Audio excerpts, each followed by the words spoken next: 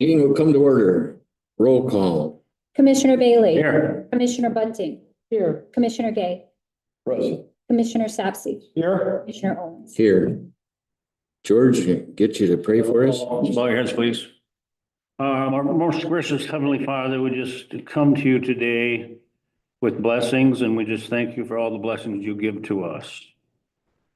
We ask, Father, you be with us tonight through the deliberation of the public meeting and the commission meeting, that all would go pleasing to you.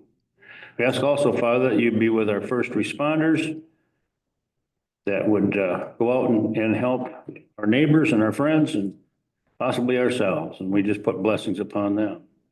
And Father, with this turmoil in the world and everything, we just ask some real special blessings upon our servicemen and women abroad. And we ask all these things in your Son's precious name. Amen. Amen. Join us for the pledge. Pledge allegiance to the flag of the United States of America and to the republic for which it stands, one nation, under God, indivisible, with liberty and justice for all.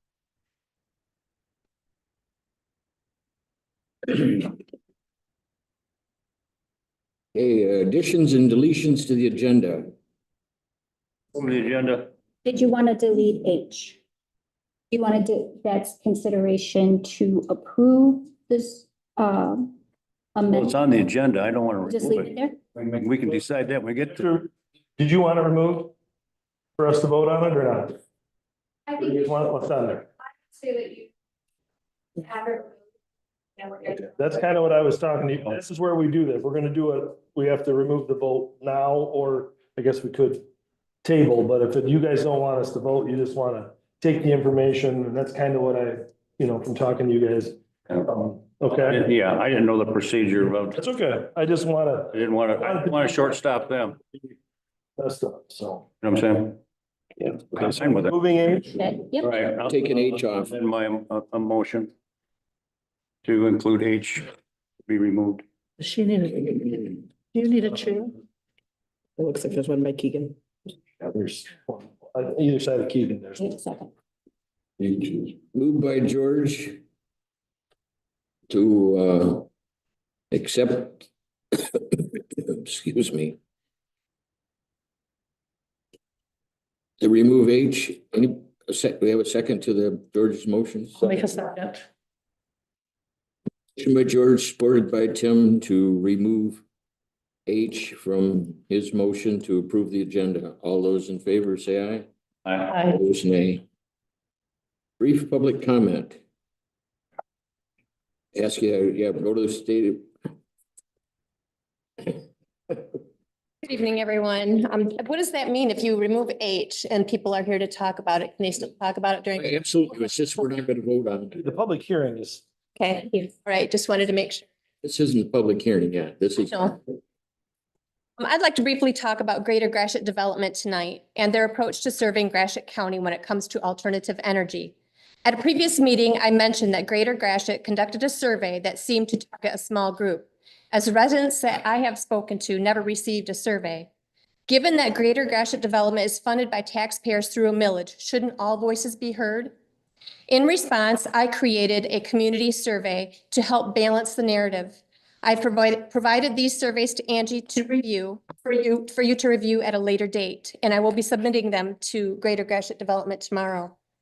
Due to the political nature of alternative energy, many people wish to remain anonymous. However, this survey reflects public opinions and concerns, especially around alternative energy, some of which will be addressed in tonight's hearing. Greater Gratiot Development is also helping write the county's master plan and is promoting the county's participation in the Redevelopment Ready Communities program. RRC is designed to attract outside developers, especially for industrial scale solar, wind, and battery storage. Gratiot County's previous master plan did not include RRC language. Why now? Let's be honest, this is about the money. RRC participation opens the door to grants, incentives, and state bureaucratic agendas, but the trade-off is clear. We lose county protections, non-participating landowners are ignored, Industrial projects become easier to push through, and we risk losing the identity that makes Gratiot County unique. RRC doesn't ask what kind of development we want. It just asks if we're ready for it. Once this language is in the master plan, words like support renewable energy infrastructure, it becomes legal ammunition for developers to push projects, even if the public objects later. According to Greater Gratiot Development's own October 24 meeting minutes, they're also helping with solar and battery ordinances. So who is actually writing the energy ordinances? Greater Gratiot Development, Spicer Group, or the Planning Commission? The Spicer Group, a planning and engineering firm with energy industry ties, has been hired to draft ordinances for wind, solar, and battery energy storage. When an application gets submitted by a developer, they are often paid via escrow accounts, funded by the developers themselves. This means Spicer writes the rules and then gets paid to interpret them using money that traces back to the same energy companies pushing the projects. I could be wrong, but could confirm whether Spicer was paid with developer funds through FOIA request. Greater Gratiot Development has done good work, but its primary duty is to the residents who fund it. The next millage vote is coming in 2026.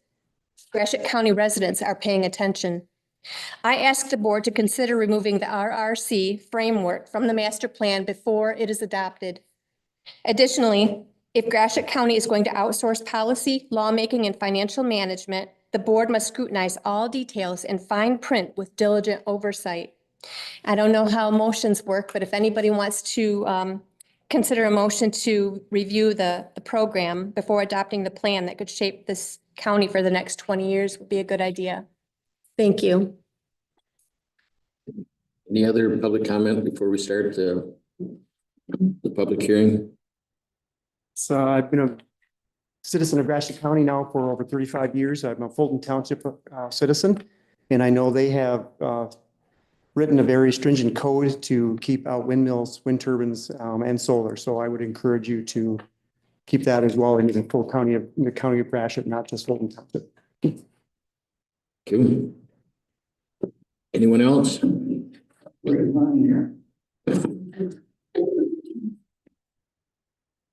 Thank you for allowing me to speak. Name's Tim Gustavson. I've lived in Gratiot County for over 60 years. We are here for the concern for the county. This issue at large is the so-called Green New Deal, or the Green New Scam, as I call it. The government money tree has died. And these windmills and solar panels never pay for themselves. They have been built on some of the best farm ground in the county.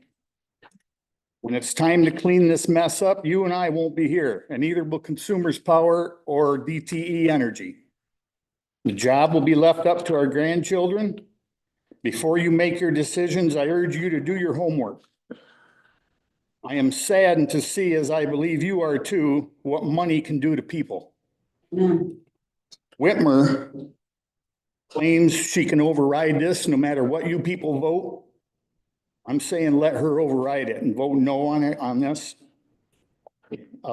As a reminder, we are here to help you, not fight you. Thank you.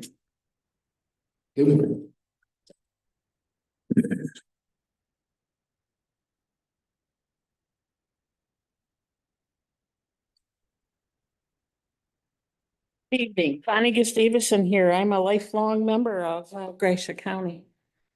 I'm an experienced healthcare professional, so I'd like to talk to you a little bit about some of the risks with the batteries that are proposed to come to our county.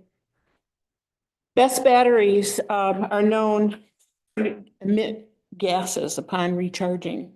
I don't know if you knew this or not, so this is going to be kind of an educational moment. The gases that are emitted are CO2, carbon monoxide, hydrogen, and unburned hydrocarbons, which are benzenes. Benzenes are known to be carcinogenic, and these are being emitted into our air. And if we have these in our county, we are exposing our residents to even more hazard waste in our atmosphere. It's inevitable that one of these batteries would explode. And when they explode, those gases are now even more highly carcinogenic. They're mutagenic. They dump toxics into the air, which affect our testosterone, our estrogen. That affects prostate cancer rates and genetic reproduction rates. That's our little babies that are born with congenital anomalies. If you didn't know, I'm here to tell you that these benzenes emit daily, and they are part of 11% increase in our cancer rates. The rest of the gases that I spoke about have a 89% increase to developing cancer. When these gases enter our atmosphere, they become degraded, which even become more toxic. So by having these batteries within our community, we are inviting a more concentrated atmospheric contamination. BESS also published a 44-page explosion control guide expressing the concerns of ventilation. So they know these batteries emit toxic fumes and they're highly explosive. They have a process that's called deflagration, which is a rapid burning and accessing of the surface at a sonic speed. These types of explosions are very dangerous to firefighters. They cannot put these fires out. They're told to stand down and just watch them burn. Water doesn't work on them. Not to mention when they stand there, they're not only exposed to the toxic fumes that they're putting off, but now these burnt toxins. So we're putting our poor firefighters at risk and first responders and whoever goes to fire. I ask you, why would we allow these toxic systems in our community? The other big question is, thinking down the road, is if we have these batteries, they're going to die someday, and how are we going to dispose of them, and how much is it going to cost, and where are they going to put them? Have you thought about that? In summary, you as commissioners, you set policies, you set ordinance, you anticipate change. You are elected officials and you work for the residents of Gratiot County. Knowing that these batteries emit toxic fumes, putting our Gratiot County residents at risk for developing cancer, let's not forget about the devastating effects of good old Roundup. Look what that has done to people, and it took them years to figure that out. Now we're talking about these batteries. It's going to take years to figure out how bad they are, and you cannot fix it. That's the sad part. Once it starts, it's inevitable. Studies have shown that pollutants in the atmosphere cause these health issues. We do not need a concentrated pollutions in our. I respectfully. Ma'am, your time is up. I finished my sentence. You're over a minute already. I respectfully submit and ask you to deny the stories of Gratiot County. They can talk again during the public hearing. Yeah, you can come back up during the public hearing. Anybody else?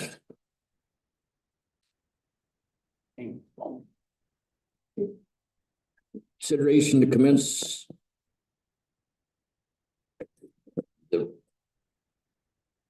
our meeting to go into the public meeting.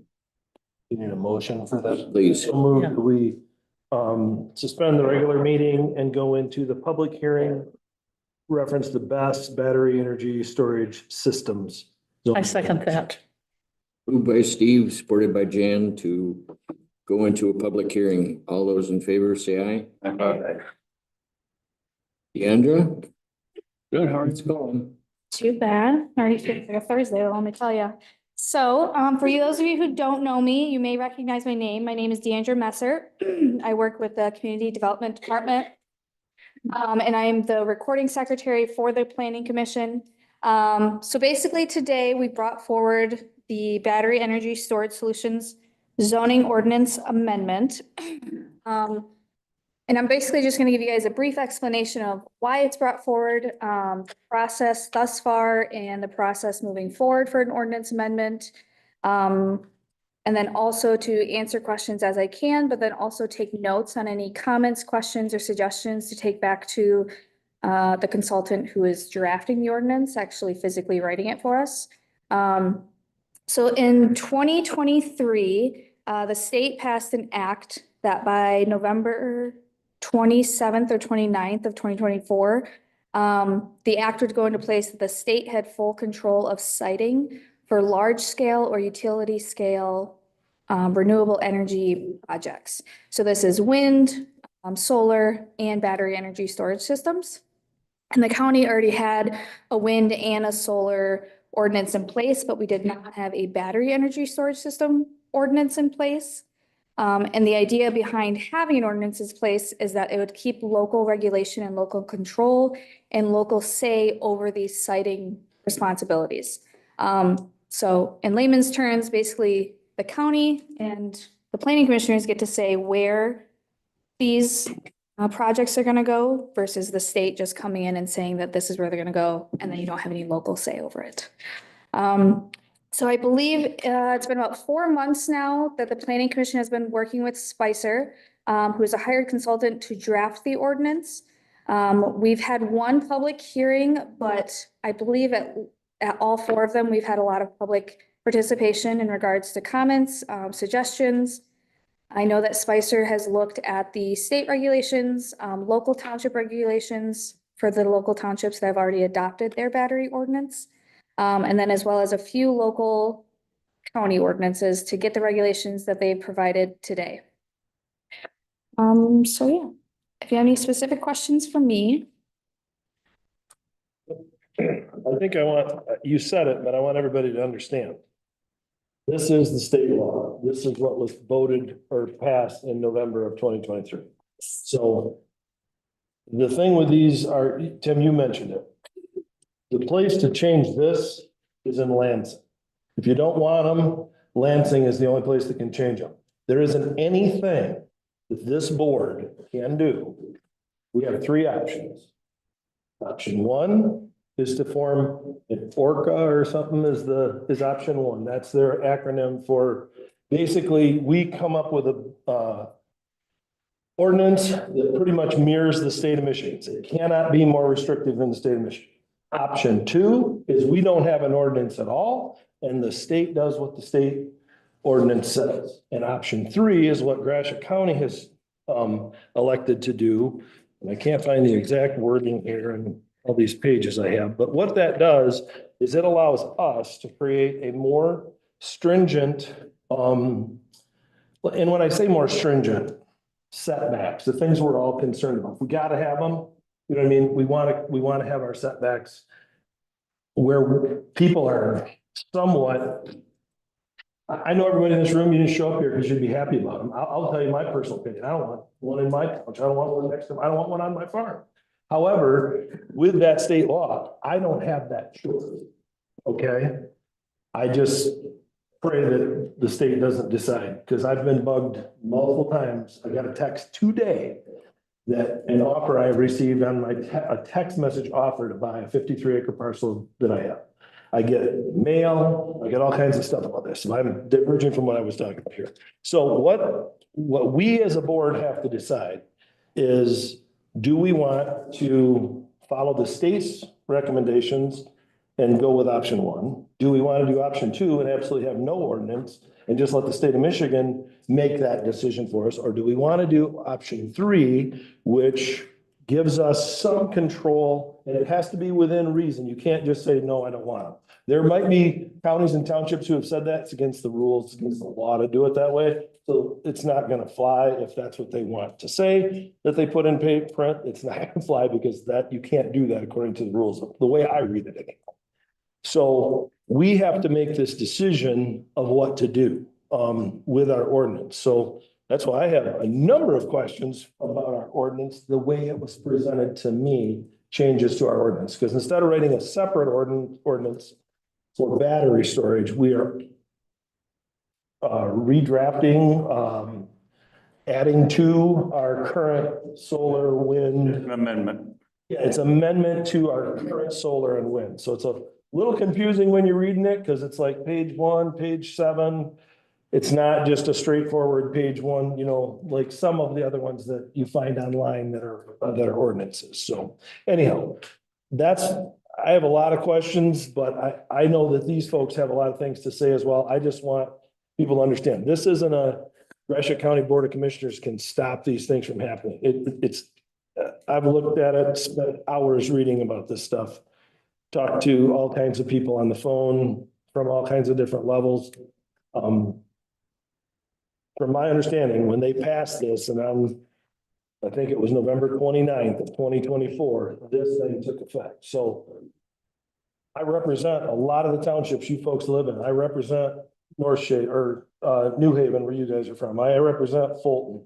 I understand. But I think Fulton's realizes as well, you had this, you didn't want wind and solar there. Once this thing took effect, if the governor, or it's not gonna be the governor, but somebody from the state comes in. Energy Commission.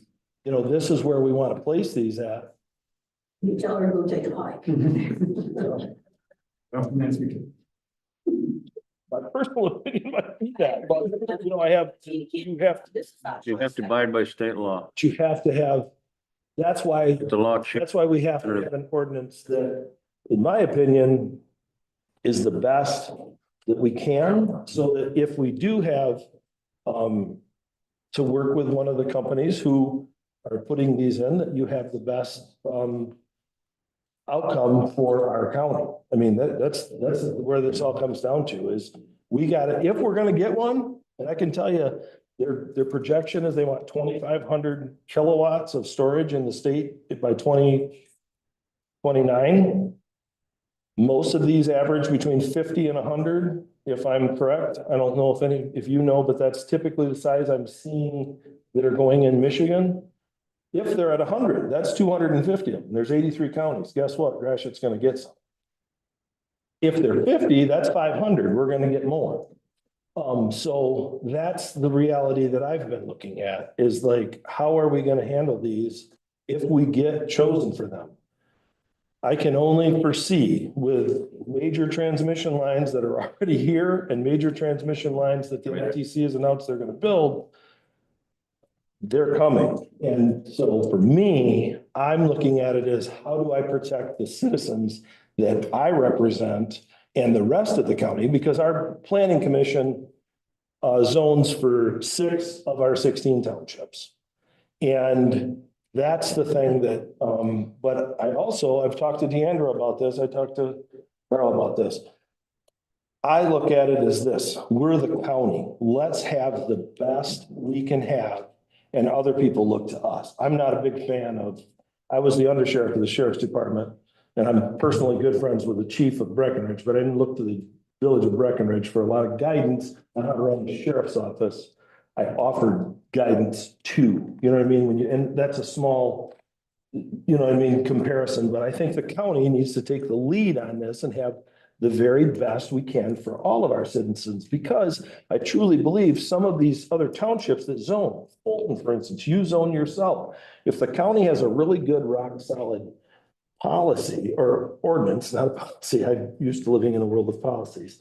An ordinance, I think that they have one already. They're going to look to us and go, okay, because you can always update them. You can always, in fact, this thing, as technology changes, we're going to be talking about this, or the planning commission is going to be talking about this forever, because this changes all the time.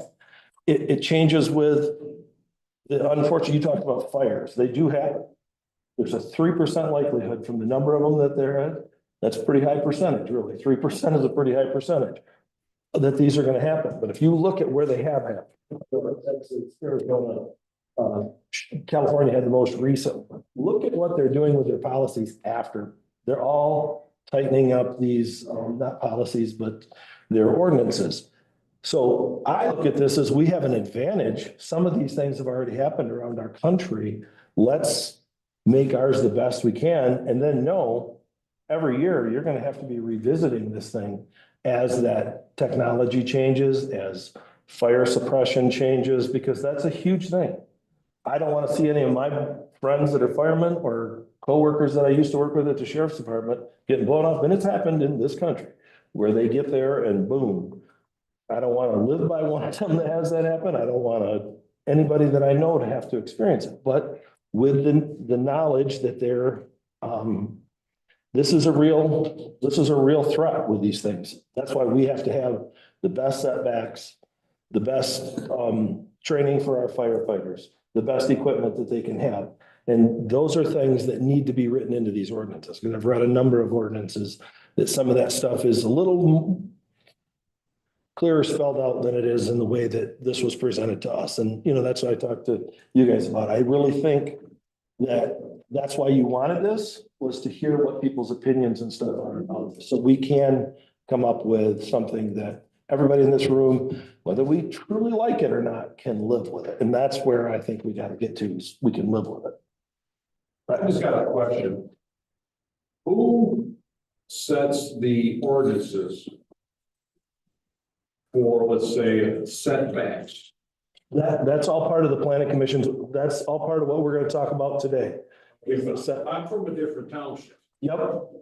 so the county sets it up. Which township do you live in? Arcata. Okay, so Arcata, I believe, does their own. It's their own. Yeah, they do their own. So your township would come up with its own ordinance because you zone according to Arcata. You want me to cover the ordinance adoption process? Yeah, go ahead. That would help. Yeah, so this is for any municipality. So obviously the county only zones 6 of them. So our process is going to be similar to a township that is not zoned by the county. So whether it's a township board or it's a board of commissioners, basically an ordinance is drafted, and that's what will outline whether it's setbacks, whether it's where these can be located in which districts, any regulations that regard anything within an ordinance, those will be reviewed by either your township board or by your county board, if it's a county zoned township. And then they will adopt that. And then the Open Meetings Act and the Zoning Enabling Act require all boards for approval to hold public hearings. They require them to publish public notices, to give the public an opportunity to speak on these before the boards make a decision. So for your specific township, it would be Arcata Township Board who makes the final decision. But with our ordinance, the planning commission reviews all ordinance amendments first. So they're kind of like the first step. They ask all of their questions, they make all of their suggestions, and then they make a recommendation to the county board of commissioners, who then ask their own questions, make their own suggestions, changes before they finally approve a final draft. And that's typically how it works at the township level as well. Leander, do you know which ones have them? I know like Tim's on the board in New Haven. New Haven has an ordinance because we talked about it at a meeting. I know Pine River has an ordinance. I personally don't know if Arcata does. Do they? I know Fulton. They have a wind and I don't know if they have a battery yet, but I don't know either. I don't it's wind and solar. know whether Fulton did. Yeah, but it's for wind and solar. Wind and solar. I'm not sure about Not the have battery. battery yet, so that's the same. I don't know whether Fulton has included battery in theirs yet. Not yet. Okay, so yeah, you live there. I represent it. I have not heard that come up in a township. That they've changed that ordinance, but they're going, that's why I want the county to have something that's tight and right and as good as we can have, so that these townships, like where you personally live, can have something that has, well thought out, well processed, well investigated, to do what we can do. I mean, I've read, like I said, I've read ordinances from multiple different places. People are changing them as we go. People that are getting them are updating them to change them because it's a constant. This is going to be something that we're going to be updating all the time. So Steve, in any of those ordinances that you read, is there anything about emission control? Because that's kind of the key here with the risk of the toxic. Depends on where they're at. Some people have them written in for fire emission control, Yeah. but what you were talking about is the gases that are emitted during the regeneration of them. Yeah, normal emissions, which would be called normal everyday use. They store energy, then they give it off, but during that storage, there is gases Yes. because there's energy being used. Anytime you have energy, you gotta. Yeah, there's a given. But is there any way that you could put in the ordinance?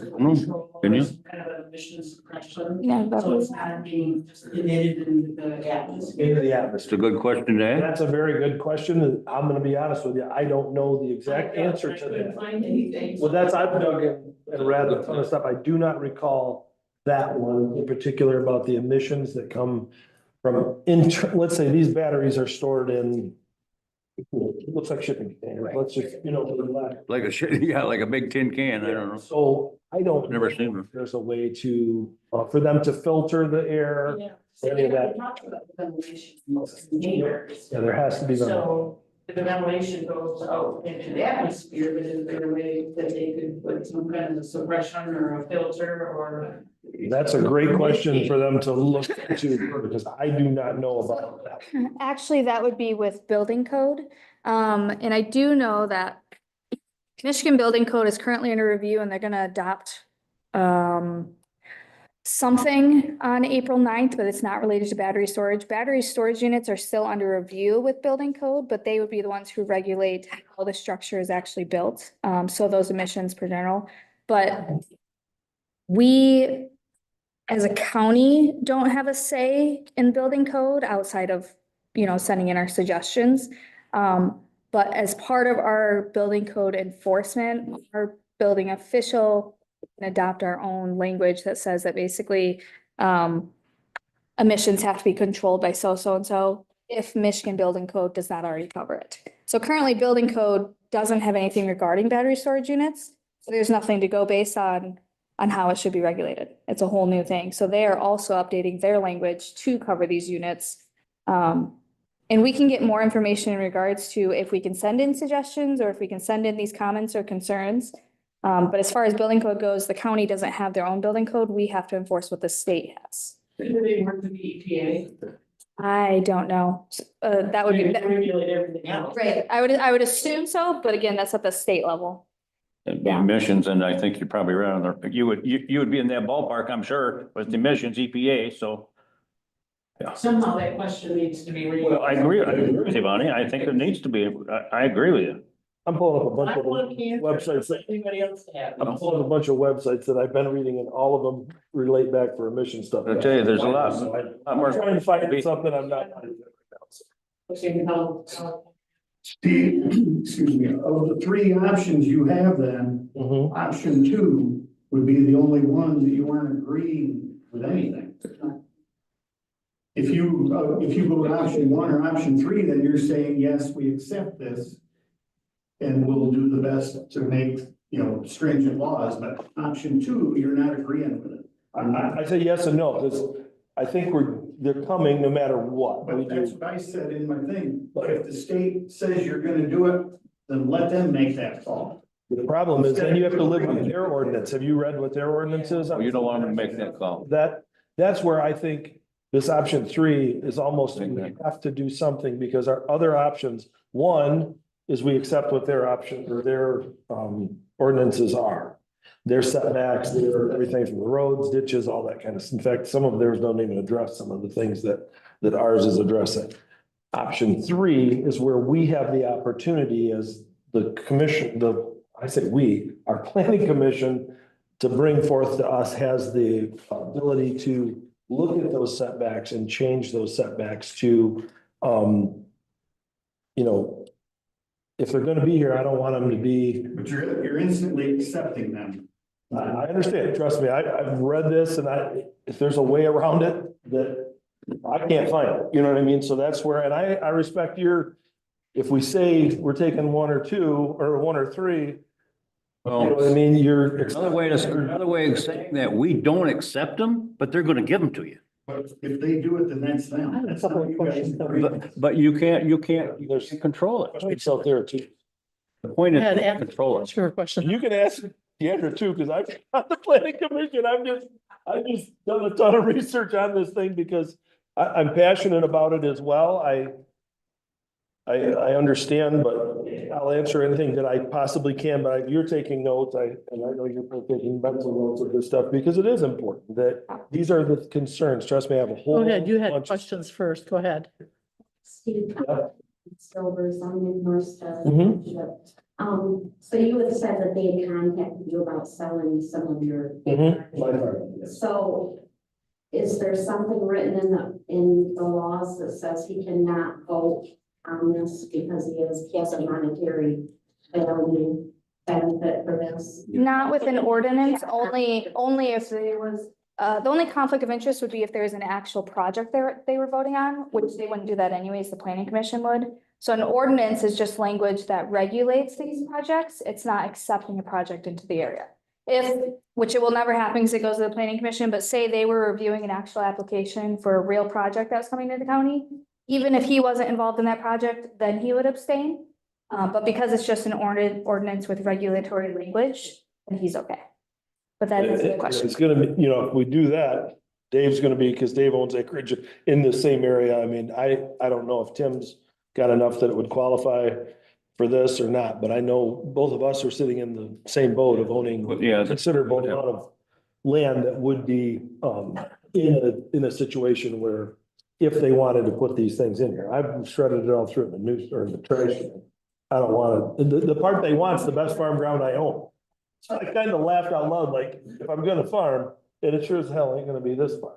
You know what I mean? That's, excuse my, that's, it ain't gonna be this part of the dirt that I'm gonna get rid of. I must have auction sale and get rid of all. Yeah, conflicts of interest is what they're called. They are covered in the zoning enabling act and the planning enabling act. And for a county that's basically ag, it's very hard pressed to find someone who's either not related to a farmer or who is a farmer that could potentially have that conflict of interest. So the language does narrow it down to he doesn't have a direct benefit from this because it's just regulatory language. But if it was the project, then it would be. Well, and the thought that Steve would be influenced by it is kind of insulting. Actually, no, Steve personally. I'm sorry.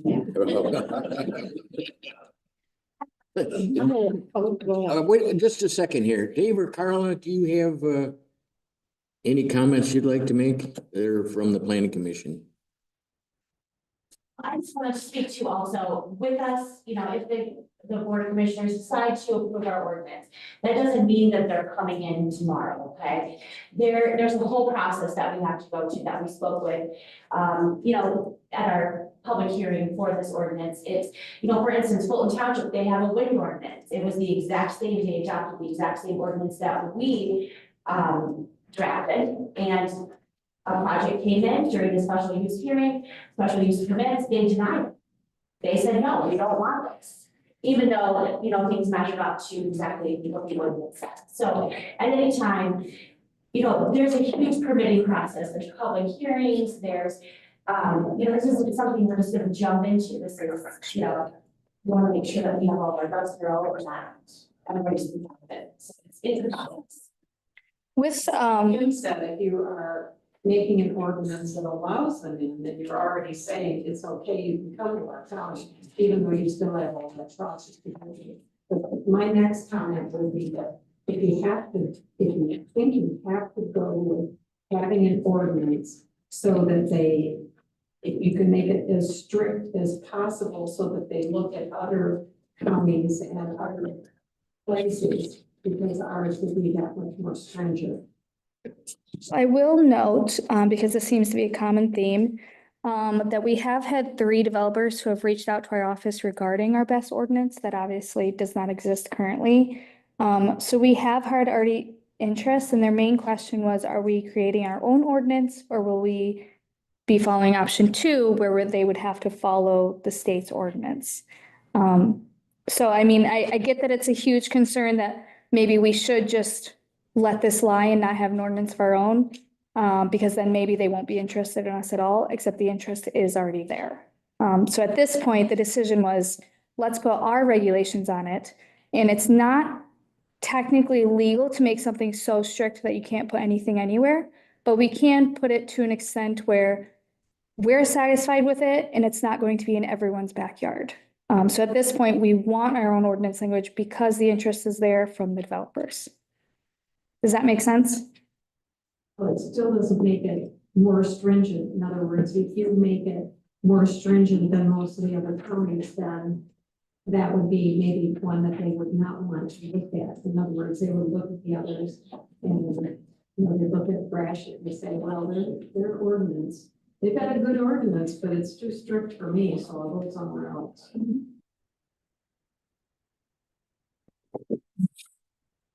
So override it, like the state would do, and ignore your ordinance. I mean, there's nothing they can't do. That's right. And I believe that's true in the end. The state can come in if they think we're too strict. So you gotta be careful. What I've read, you can't go, like I said, you can't say, we don't want them. Right. We don't want them. And that's, you put that in writing, it's illegal to do it, but they can override. That's what the lawyers told New Haven Township is, don't make it so strict that it's almost impossible. Exactly. Because they just will. They'll override you and come in. So that's why I feel strongly that there needs to be an ordinance, but it needs to have some real thought put into your setbacks and your, if they're gonna be there, what are we using for security? I've talked to Tom, I've called every fire chief talked to the fire chiefs that come to your meeting, talked to the fire chief that covers where I personally live in the townships that are there. I've talked to the Ithaca fire chief as well. Just, because I truly believe everything you read in every one of these ordinances has fire. It's almost on every page. Something is talking about fire suppression, fire. If it catches on fire, what are we doing with it? How are we treating it? And you're right. Whoever said, one of you said, right now, the current standard nationwide at this time is Sandbags and whatever. their control is the next ones to it. Now, there are some in testing, there's some internal fire suppression units that can be installed inside these things to quench the thermal runaway that causes these things to catch on fire. And so that's what they're working on, systems that can hopefully contain it so it never leaks into the atmosphere outside of that. The actual steel caps, but they're not here. We don't have them yet. That's the gases that explode. Mhm. So if they're not properly ventilated, to my point is that you can control the emission. Coming out, exactly. And I think she's got that noted to look into that further, to see if that is a possibility, because they're all ventilated. I mean, every one of them has a rack of air conditioners and heaters on the outside of them, to control the environment inside of them, so. Okay, I have a few, oh, go ahead. Go ahead. Well, you just brought up conflict of interest a couple of times. Spicer has been involved in these projects all over the place, yet they're helping you write your ordinance. Is that a conflict of interest? Not when it's not the entire company. So you can have different teams on projects. And so the current team we work with only works with municipalities.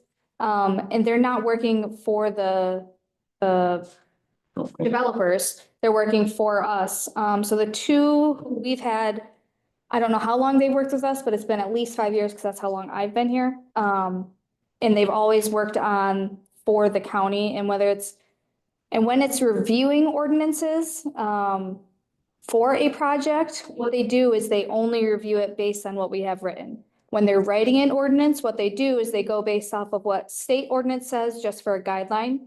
Because typically 9 times out of 10, we want to be a little more restrictive than a state guideline. And then they'll also compare it to local ordinances that have been adopted or local counties that are comparable to Gratiot County, whether it's in size, whether it's in population, whether it's in the type of county that is agricultural. They'll use that language to draft ours. So it's not like they. Paycheck from their higher ups that are involved in the projects. You can do that anywhere. I mean, there's one under area rock, so. Or which? Whether, is it? Okay, so for the ordinance, it's out of the planning commission fund. So the county. Well, no, the county planning commission.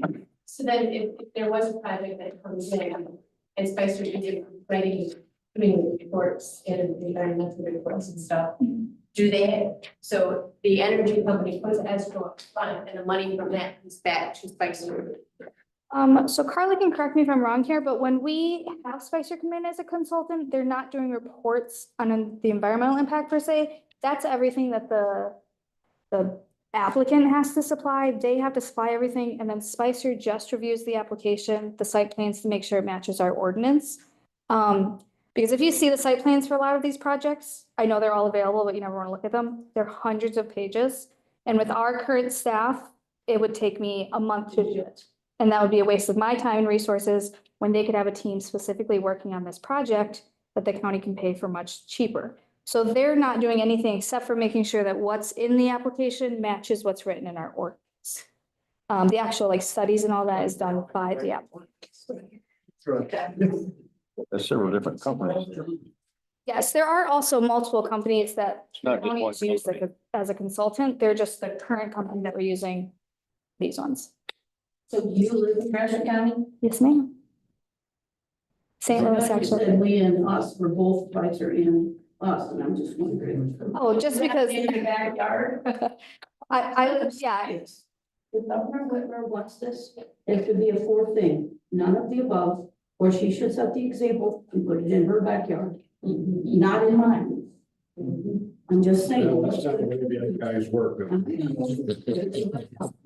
I don't know, there's broken, she put out that has to say that they've been bringing all these workers. There's not one worker that's been hired in the last 5 years in that program. Well, we're paying for it. Well, hold on, George. Let me comment here. yeah. Go ahead. No, you're good. But I know you guys were talking about, I'm less than 4, I live in North Star. You guys were talking about the fires and everything with these things. Has anyone looked at what it'll do to the property values around there? I mean, I bought my house 5 years ago. I put a lot of money into that house. And I don't want something in my front yard or my backyard in Barterville that's gonna wipe my house out the property value. I mean, I look at it right now, if they're gonna do that, I might as well sell my house and run. Or even a mile or two away, Yeah. it's a radius, you know. Because they're not gonna, even if it didn't hurt your house value, who's gonna buy it? Who's gonna buy it when it's got batteries? Or like the wind turbine that's across the street from my yard that sat there for 6 months and never moved. And I'll bet you they spent $1 million fixing that thing. I watched 50 double gravel trains, gravel for them to haul back there with a pad to put the crane. And it's that way it moved for 6 months. I'm trying to make my house look really nice and trying to bring the neighborhood up and stuff, and I put a lot of money behind it, and I'm looking at it.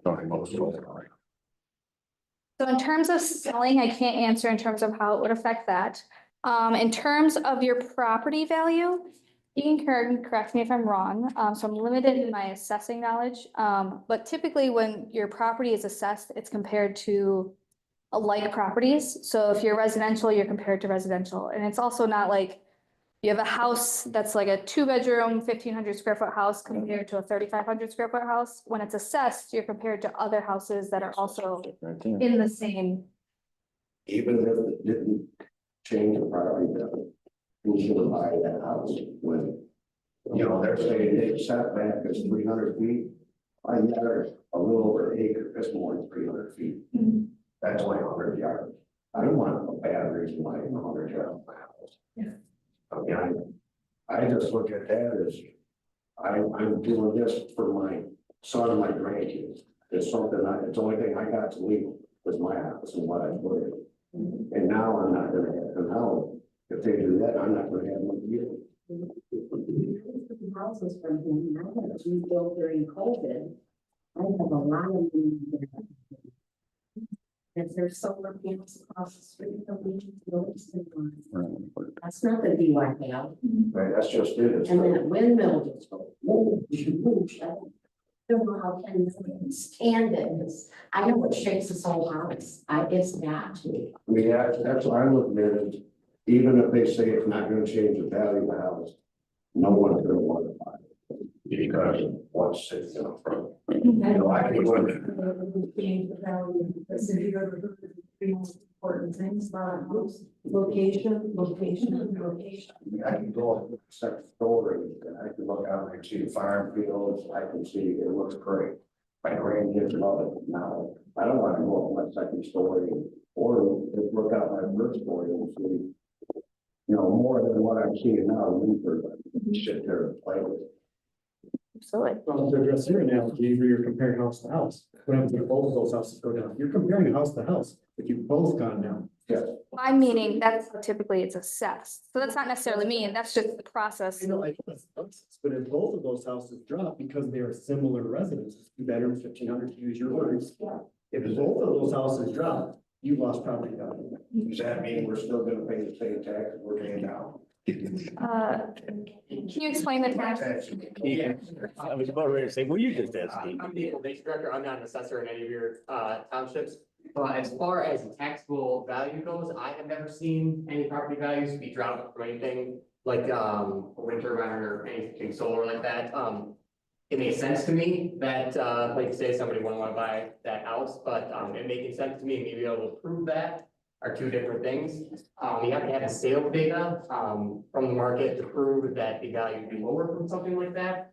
Because if you put an adjustment on a property to decrease the value, the state's gonna say, okay, so how did you come up with this value? And if you don't have a spreadsheet or something showing exactly how you came up with that value, they're not gonna accept it basically. I mean, I understand where you're coming from too, but I'm not looking at, okay, it doesn't drop the value of the property. It's good. What's there? Yeah. Nobody wants to buy This all. your area. Right. So it'll always be stagnant. We're just going around in a circle here. Yes. Let me finish this up. Hold on one second. So with your concern and a couple other concerns, so would you have a suggestion? So I guess to simplify in the best interest, outside of not having them in your area at all, would you have a suggestion in terms of setbacks? Thinking of your property, you said that was just over an acre, because that's also what we're here for today, is also to take suggestions back to the ordinance itself. So if you have a specific suggestion, we can add that as well. In the front, you said? Okay, and that's, so off the front would be from the road. Do you have any that you would suggest off of the sides, which would technically like be in terms of your neighbors? In the back property, I got the farmlands, including there, and then I got, the park back there. Hard to think about it, you don't have to sell it to them. So I was on nothing in that. You know, between my house and the park I got there. Right. I don't think there should be. And out front, put it out by the woods. No. Yeah, I would like, Go ahead. okay, I would like to bring up a few things here. I would like you guys to think about it and even comment on it. I'm just gonna give you some titles here, things that I've been here since the wind turbines came. Anyway, starting back when Obama was the president of the United States, the reason that we have wind turbines today was because of the green energy, if you all remember. And it was because of the cars giving off too much gas that was polluting our air and killing our plants and our trees and all that kind of stuff. And so here we are now, what, almost 20 years later, and instead of now we're bringing batteries in, they give off probably 5 times more gas than gasoline would put off. So that's one thing I want you to think about. Also, I want Steve to help me with this for a minute. On page 10. Which thing? Of the ordinance? Yeah, the one, The county Clinton ordinance? County, the Clinton County one. Oh, Okay. County, I don't have it. County, first of all, when they're putting these batteries, whose money is it that's putting this stuff together and bringing it out here and setting it on on our property? It's my understanding, according to this document, that I believe it's the landowner has to have insurance to cover in case somebody gets hurt or they have to call, No, they want the company building them. to The- have an that's one of my questions for ours is Yeah. insurance would be, their ordinance has insurance before commencing construction of a utility scale battery or battery storage system. The applicant, who's the person that is the owner of it at the time, who's probably not gonna own it at the end, but they might be the owner at the time, must provide the county planning staff proof of the owner operator's public liability insurance. If the applicant is approved, proof of insurance shall be provided to the county annually thereafter. The policy shall provide the bodily injury and property damage and shall name the county and each participating property owner. That's if they're leasing land or if a company has purchased the land, they all must be named in that. Policy shall provide for bodily injury, property damage, and shall name the county. Each participating property owner, the owner operator shall insure the liability for the utility scale battery energy storage system until removed for at least $25 million per occurrence to protect the owner operator, the county, and the participating property owners. So that's what you're talking about is the owner of the property unless, okay, so let's say Consumers, just for using somebody, Consumers is the applicant, Consumers has purchased the ground. That's what Clinton County's ordinance has asked is that there's this there's this liability insurance policy. Okay, I'm quite not sure. I haven't had a chance to read all of this yet, but, who pays for that insurance? The company. The company that puts it in? Our own. Yes. Okay, that's what I wanted to be sure of. But anyway, Then owns the battery? Is that what you're saying? Well, Somebody has to pay for the container. some of these, I know some of these companies have approached people like me, they want to buy the land. Some of them have tried to do long-term leases so that the land is still like you and your husband own, you know what I mean? So they're gonna lease 40 acres from you over a length of time. So you still own the land, they have control of it, and they own the equipment that sits on it. But you entered into these long-term leases, from what I understand. Long-term lease. I don't know. Dinosaurs still sits there, we're gonna get rid of it. Well, all of these have a decommissioning, just like every one of them has a decommissioning. I mean, that's one of the questions I have is.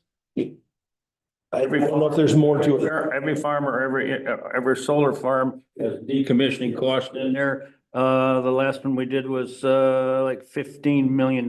Yep. And that was just for, I can't remember if the Heartland or whoever it was, $15 million.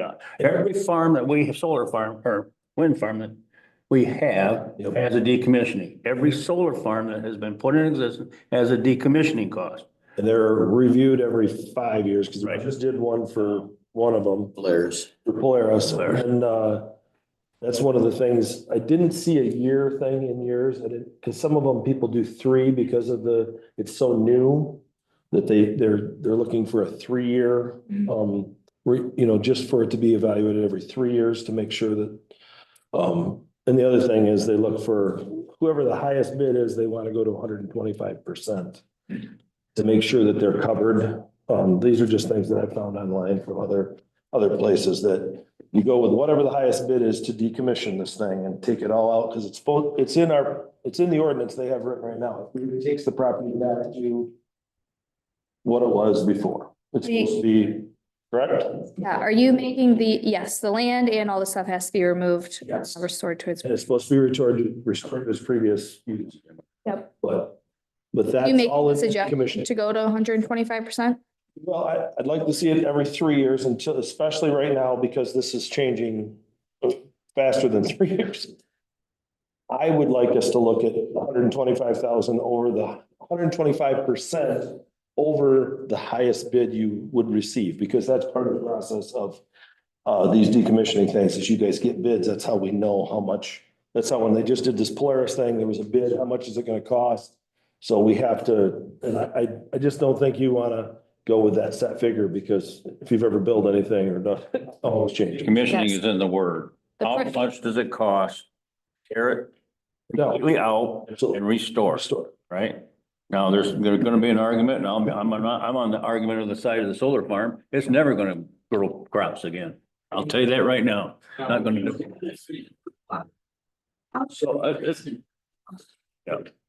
But I just want to comment on the batteries for a second. Yeah. These batteries, you gotta remember, are toxic, and I think if you polled the board right now, we don't. We don't. We're gonna figure out the best way, if we have to have them, where we're gonna put them, and how we're gonna manage them. I'm gonna tell you right now, every battery system is gonna go close to a transmission line. You get out your map and figure it out. This is where they're gonna put them. They're gonna put them in front of your house. They're gonna put them down on that solar farm down there, right next to that transmission station. And the same with Pine River Township, where that's at now, and same with Bethany Township. These guys, it's all connected. Your wind turbines, solar farms, they're all connected. This battery is gonna be connected also. And where are they gonna put the battery? As close as they can to the source of energy. So you gotta stop and think, where do they go and how are we gonna manage that? That is the key. All right, if we gotta have them, I wasn't gonna tell a story, I'm gonna tell you a little story. I was mayor of Ithaca for 12 years. When I started out, we had a session where we had to rezone our community. And we had a fellow, and he was very good at it. He says, well, he says, you know what? In today's age, and this is back in early 2000s, he says, in today's age, with all these sex shops and all that, what are you gonna do if somebody wants to put one downtown? I don't know. He said, I'm gonna tell you what we're gonna do. He had it out here. When we got all done, it was zoned in the industrial park. That's where we're gonna put it. How many sex shops are in our industrial park? Right, so you try to figure out the best we can do.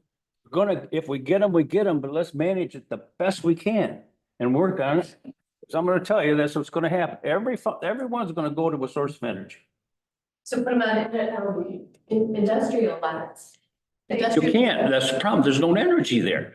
You gotta remember, Sheila, that solar farm that's out by you, there's also a substation, isn't there? That battery's gonna go there.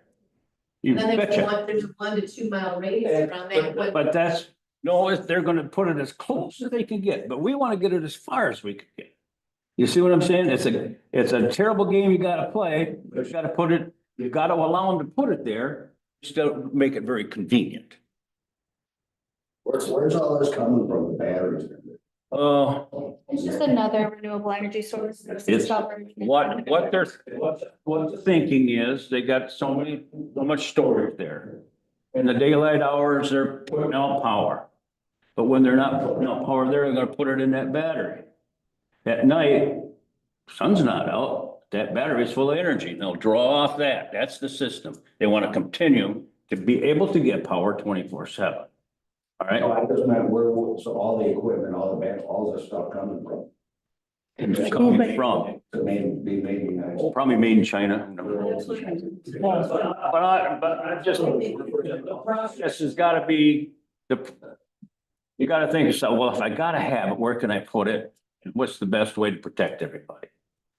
So you try to run it, we'll be sitting down here. We'll try to figure out the best way we can do it. We'll talk with the engineers, we'll do everything else. But we gotta put it where it can be managed. We gotta manage it. To say, forget you, Governor Whitmer, she's not gonna be in power forever. No, the state law's there, and you ever try to change the state law? Seen one change? Fired her. All the years, I'm sorry, but all the years you've been around, have you ever changed the state law? Tell me one. That's just it. Well, I'm telling you, but that's the way it is. The other good part on this too, I can't tell you exactly if it was yesterday or the day before, but our new president has just signed that he's cutting the green energy off. No more money. And that'll be part of it, if we can hold on as long as we can. We may get some relief, but we've got to play the game.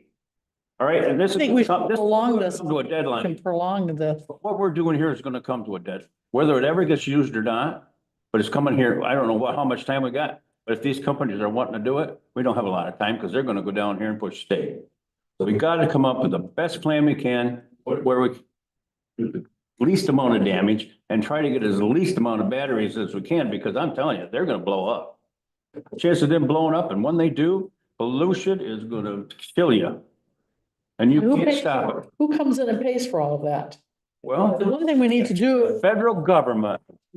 The state. no, I think our governor should pay for it. Well, there you go. Look at the camera up there and say, Governor, you go pay for it. You go pay for it. Campaign has a Facility for those? They're supposed to, yeah, when they come to this now, yeah, it's a container. It's contained, it's supposed to be contained, and it's supposed to be, safe. Those contained in a. Container for a container for a container? I don't know. Look into it. Good question. But anyway. We can talk, well, folks, we can talk this to death, and I'm glad you're here and glad making comments. But I can see that we're starting to circle back around. And I just want to tell you, we're going to do our best that we can to make sure that if we have to have them, we're going to be put in a place where it's not going to create what can I say? The least amount of damage. Because it's gonna damage. We're just gonna try to mitigate it. Okay, so, there may be additional comments which you guys can definitely throw out there. I think to maybe streamline the process a little bit, it might be easiest for me to basically run through our current regulations. And I do have what you guys have suggested written down, but it may offer you an opportunity to say, I want this in this section, whether it's setbacks, whether it's decommissioning, whatnot. So does anyone else have any additional comments they want to add before we? So I think that'd be very beneficial because I went by each one of these sections and wrote my note next to the section so that otherwise it's gonna be all over hodgepodge all over. Battery, there needs to be landscaped berms, 5 feet mature pine trees, no arborvitae, whatever you call them. Okay. I do like what the gentleman. What's your name, sir? Steve Sopsey. I do, I'm Wes. Good. I would like to see that in the ordinance, what he said about some type of suppression in each one of them contained. To where if they get a fire or something, something will set off and maybe put it out. You know, before instead of letting it just burn. Dave, would you have any comment on that? Dave is on the planning commission.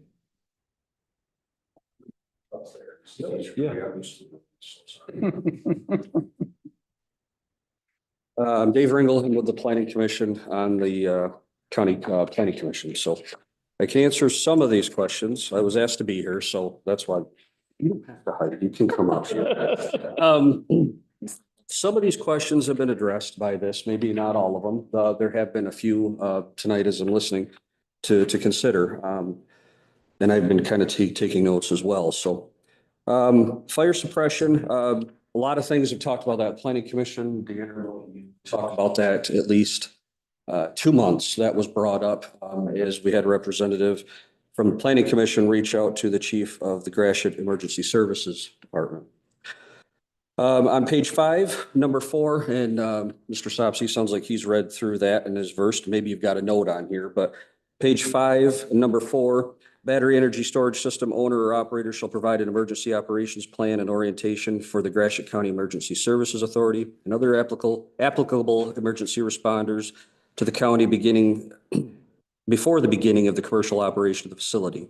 Which page? This is page 5, number 4. Did I misquote? No, Maybe I have. I have not, of course. I'm up on what page numbers. The problem is I Different pages. Okay, my page numbers don't coordinate. okay. Because when they put it in here, because it printed our number over the top of your number, so I can't. I apologize, I'm not on the same. No, you're- page. This is what we had talked about last month, so that's why I brought my packet that I had then, so. Maybe if you give me the chapter, you do that, that might be Here, easier.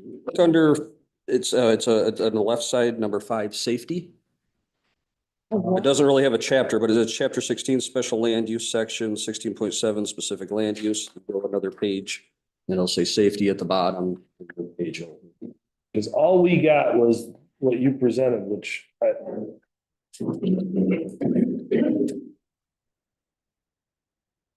Print it off separate, so I would have one. I don't see it either. No, it's not.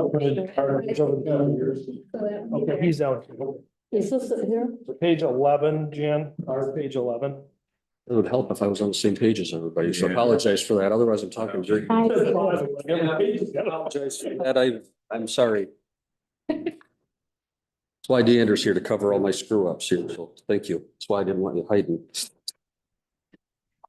Have right here, it says system standard BESS shall be designed and constructed in accordance with the NFPA, National Fire Protection Agency Association 855 standard, including which may be periodically updated. Right there, number 3 on, right 3 on. Yep. Page 8. But they talked about, I know some questions coming up on this. The owner shall operate and coordinate with the entities above for further training and best practices.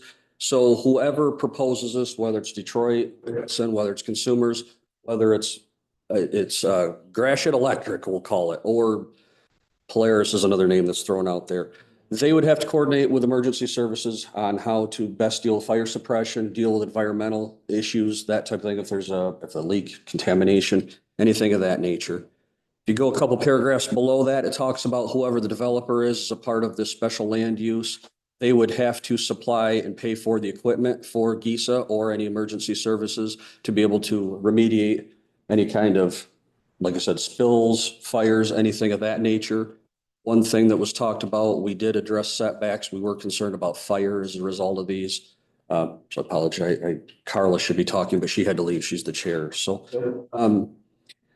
we talked about setbacks with fire suppression because I believe someone has mentioned when these are on fire, there are a couple different methods that they can do. One is just to go back to old fire practices where you just keep it from spreading. You spread it on the adjacent property, keep it from spreading, just let it burn down. There are other methods that I'm now aware of where there's different types of chemicals, foams they can put on these to put them down or kill the electricity to these. There's different methods.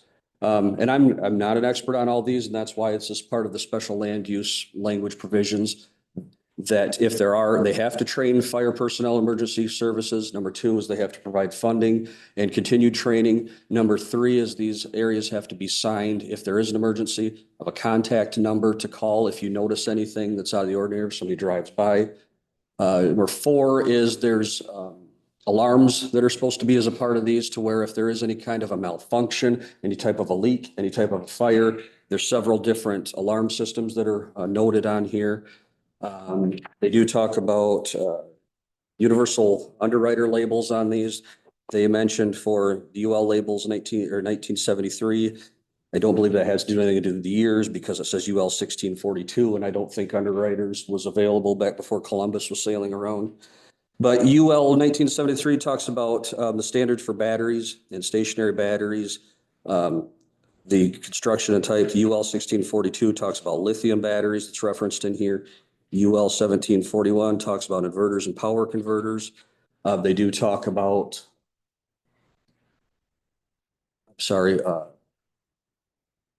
electrical standards, electrical engineering. Now, one of the questions that's been talked about is who's going to review these, who pays the bill? If we just call it X Electrical comes in and wants to cite these and put them, and they found a property that the property owner was willing to explore. Power company X comes in to following the protocol for the county, would come into the planning commission and bring a site plan review for whatever property that they're potentially looking to develop. Power company X says, this is our drawings. Property X says, these are our specs. And we're like a lot of people on here. We know certain things, but we're not all experts on everything. So we would hire an engineering consultant based on what Deandra has mentioned. Spicer is the engineering consultant for the county. Now, if Spicer has helped to develop the drawings for these companies, call it Power Company X, Spicer's done the drawings, 100% right, everybody's right, there's a conflict of interest. We're not going through Spicer to review these for every number of reasons, because you look at it as an attorney, hopefully nobody ever gets a divorce, but your attorney, or if you're disputing with your neighbor next door, you're not likely going to go with the same attorney that your neighbor that you're disputing has. Your attorney should represent you. Your engineering firm is the exact same thing. Your engineering firm that you're paying the bill should represent your best interests. So if the engineering company has done Power Company X's drawings, there's a number of other engineering consultants you can go out to. That's up to the county on who they go to next. Same thing with if there's legal questions, they're likely Power Company X will have legal representatives likely in the meeting, especially if it's controversial. If they share the same attorney that the county does, we'll seek another attorney. We won't use their attorney. Obviously, again, mentions conflict of interest. So those are things, that's standard procedure, and that's how I would believe the county would do it, because that's the way that I foresee it happening.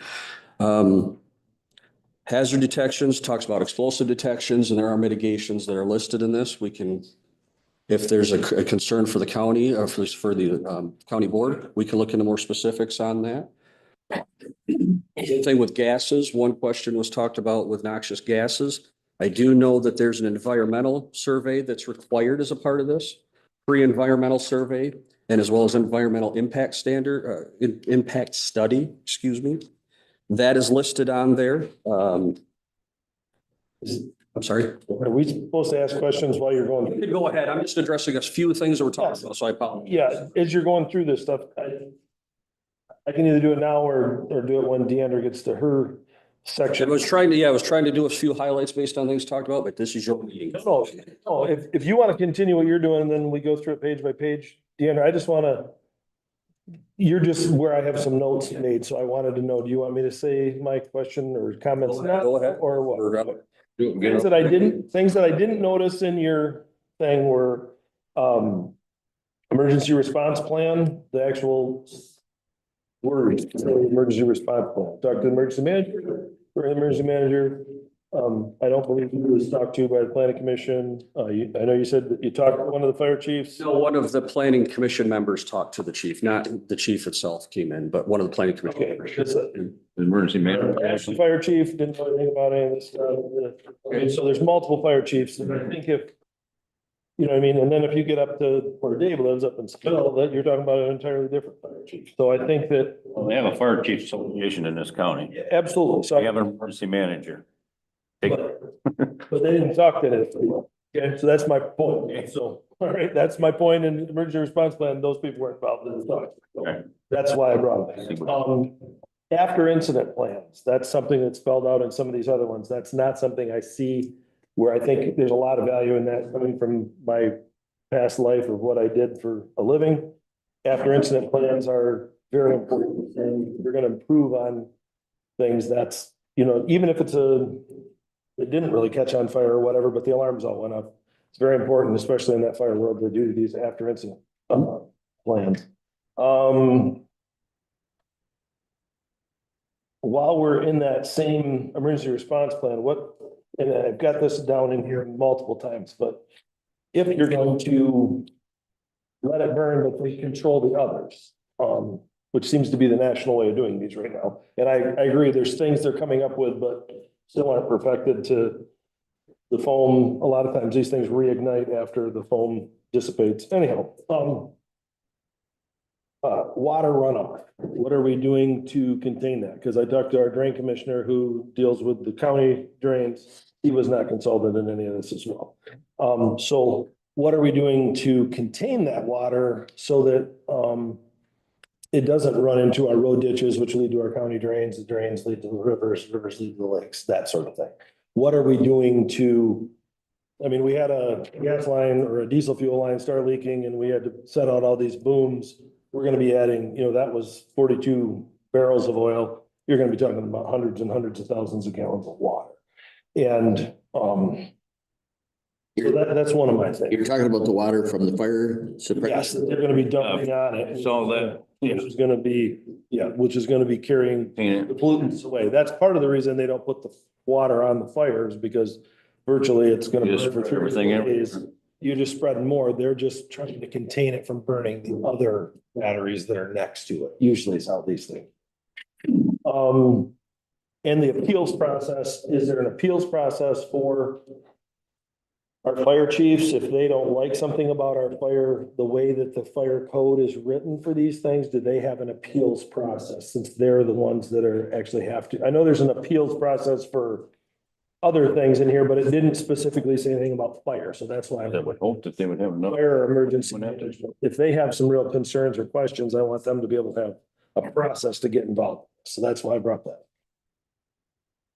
Okay, so I will note in just my 5 years of experience with ordinances, when you start writing them, you can add a million things, which I'm not saying that we shouldn't add any of this, but I am saying that when these projects come in, there are 501 codes that they have to adhere by. And typically part of our process is that everything else has to be approved prior to a project's approval, except for building code. Building code is the only exception where they're basically the final approval. They get their permit after everything else is approved. But for special land use permits, we have to receive approval from every other agency that's listed in the ordinance. So we can absolutely add the language that we want for each code, whether it's fire management or emergency response plan, whether it's soil erosion, whether it's drain control, we can add that.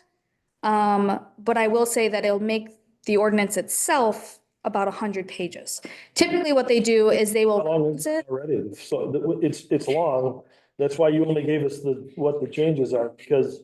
It's 156, but with the wind, solar, and this one. Yeah. It adds about, I think it's like 189. Yeah. So I don't typically even print the. We're already, that's why we didn't get it all, because it's very lengthy, but, so that's why I'm like, when I looked at what we already have, to me, what's 20 more pages of questions, really, we've already got an ordinance. that- Well, Steve, So if you want to read it. we really didn't have, a few of our fire guys would go out and look at that wind turbine, go, we ain't gonna touch that. No. They go to a solar, what do we do? Put out a grass fire? Mhm. These batteries are a completely different animal. We have never done this down this road, so you may have some good questions. Yeah. And we have not studied these batteries. We don't, a battery is what I put in my flashlight, for crying out loud. I don't know. Absolutely. So what we, Just one comment, Yeah. Many, many years ago, there was a company in St. Louis called Michigan Chemical. They had some fire retardant material put in cattle feed. They are still cleaning that up today. Mhm. Never a super fund or whatever they call it, that has never quit. So I don't think None in the United States. we have In done St. Louis, Michigan. research in these batteries and how to put them out to be able to approve it and put it out to the public. I mean, that's my thought. That's over 50 years. My uncle died from there, from the chemicals. And they sport millions of head. They were gonna take a People have it foot, in their bodies. they were gonna take a foot out of the river there, and they went 6 feet down and still could not get to the main. They're still living today. Yeah, obviously they're. Literally today. I was gonna bring that up. absolutely, Thank there you for is bringing. not. I don't think there, for anything new that comes in, there's never gonna be enough research into anything, whether it's approved or not. At this point, I would say it's a matter of, this is our control and this is what we want to do for what's best for our county, where you guys have a say, because it is your backyard. It's my backyard. We know where we're living. We know what our neighborhood is like, and we know what we want to see and what we want around us or around our grandchildren. Unfortunately, when there is a higher power who has the forces to tell us what to do, we kind of have to adhere to their rules a little bit. And then just make the best decisions we can, which is where Steve's point come in. When we have a 3-year review for the decommissioning plans, we can review that, but we can also review these ordinances once they take an effect.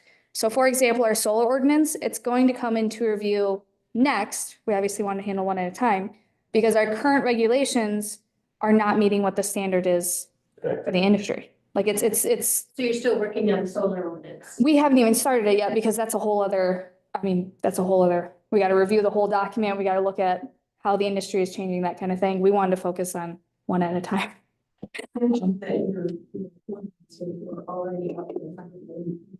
Yes.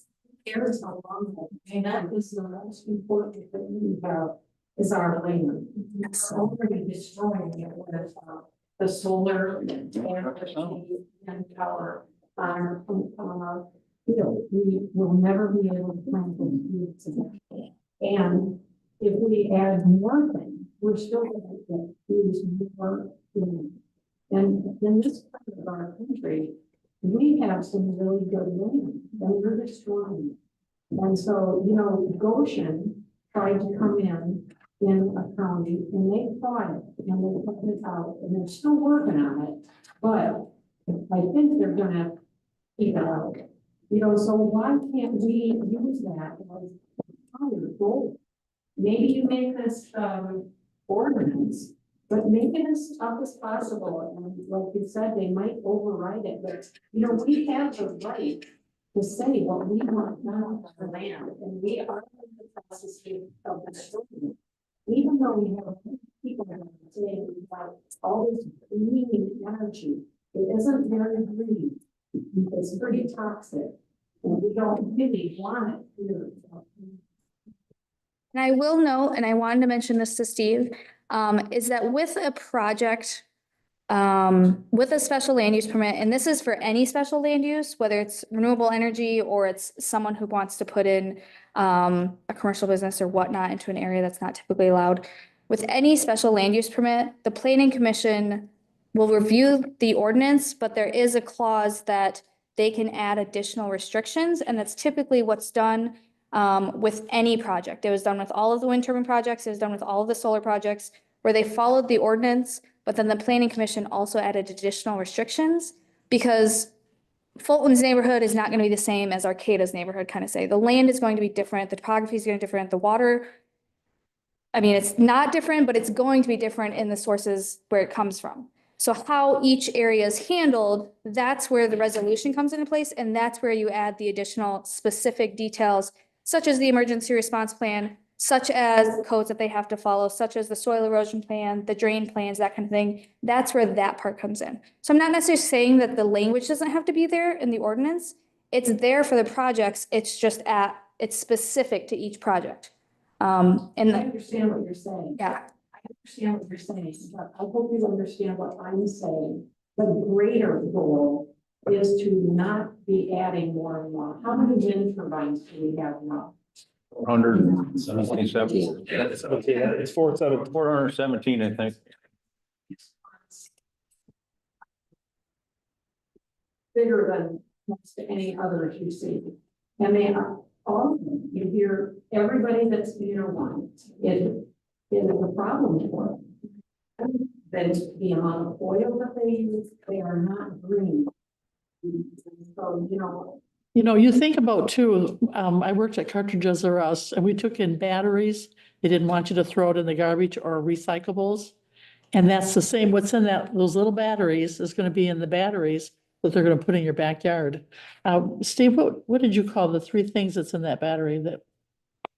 Yeah, lead. Lithium is the big Lithium. one that's. Lithium. That when you burn lithium and the plastics and stuff, you end up with, it's the dioxins that you were talking about, there's mercury, benzene, all these different, because when you burn these chemicals, they turn into different chemicals, so it's. You know, we don't What even, battery's made out of, I'm no. we don't get any use out of these wind turbines. All this energy goes down to Detroit. They should have them down in Detroit, not us. amen. We don't get anything from it. Yeah.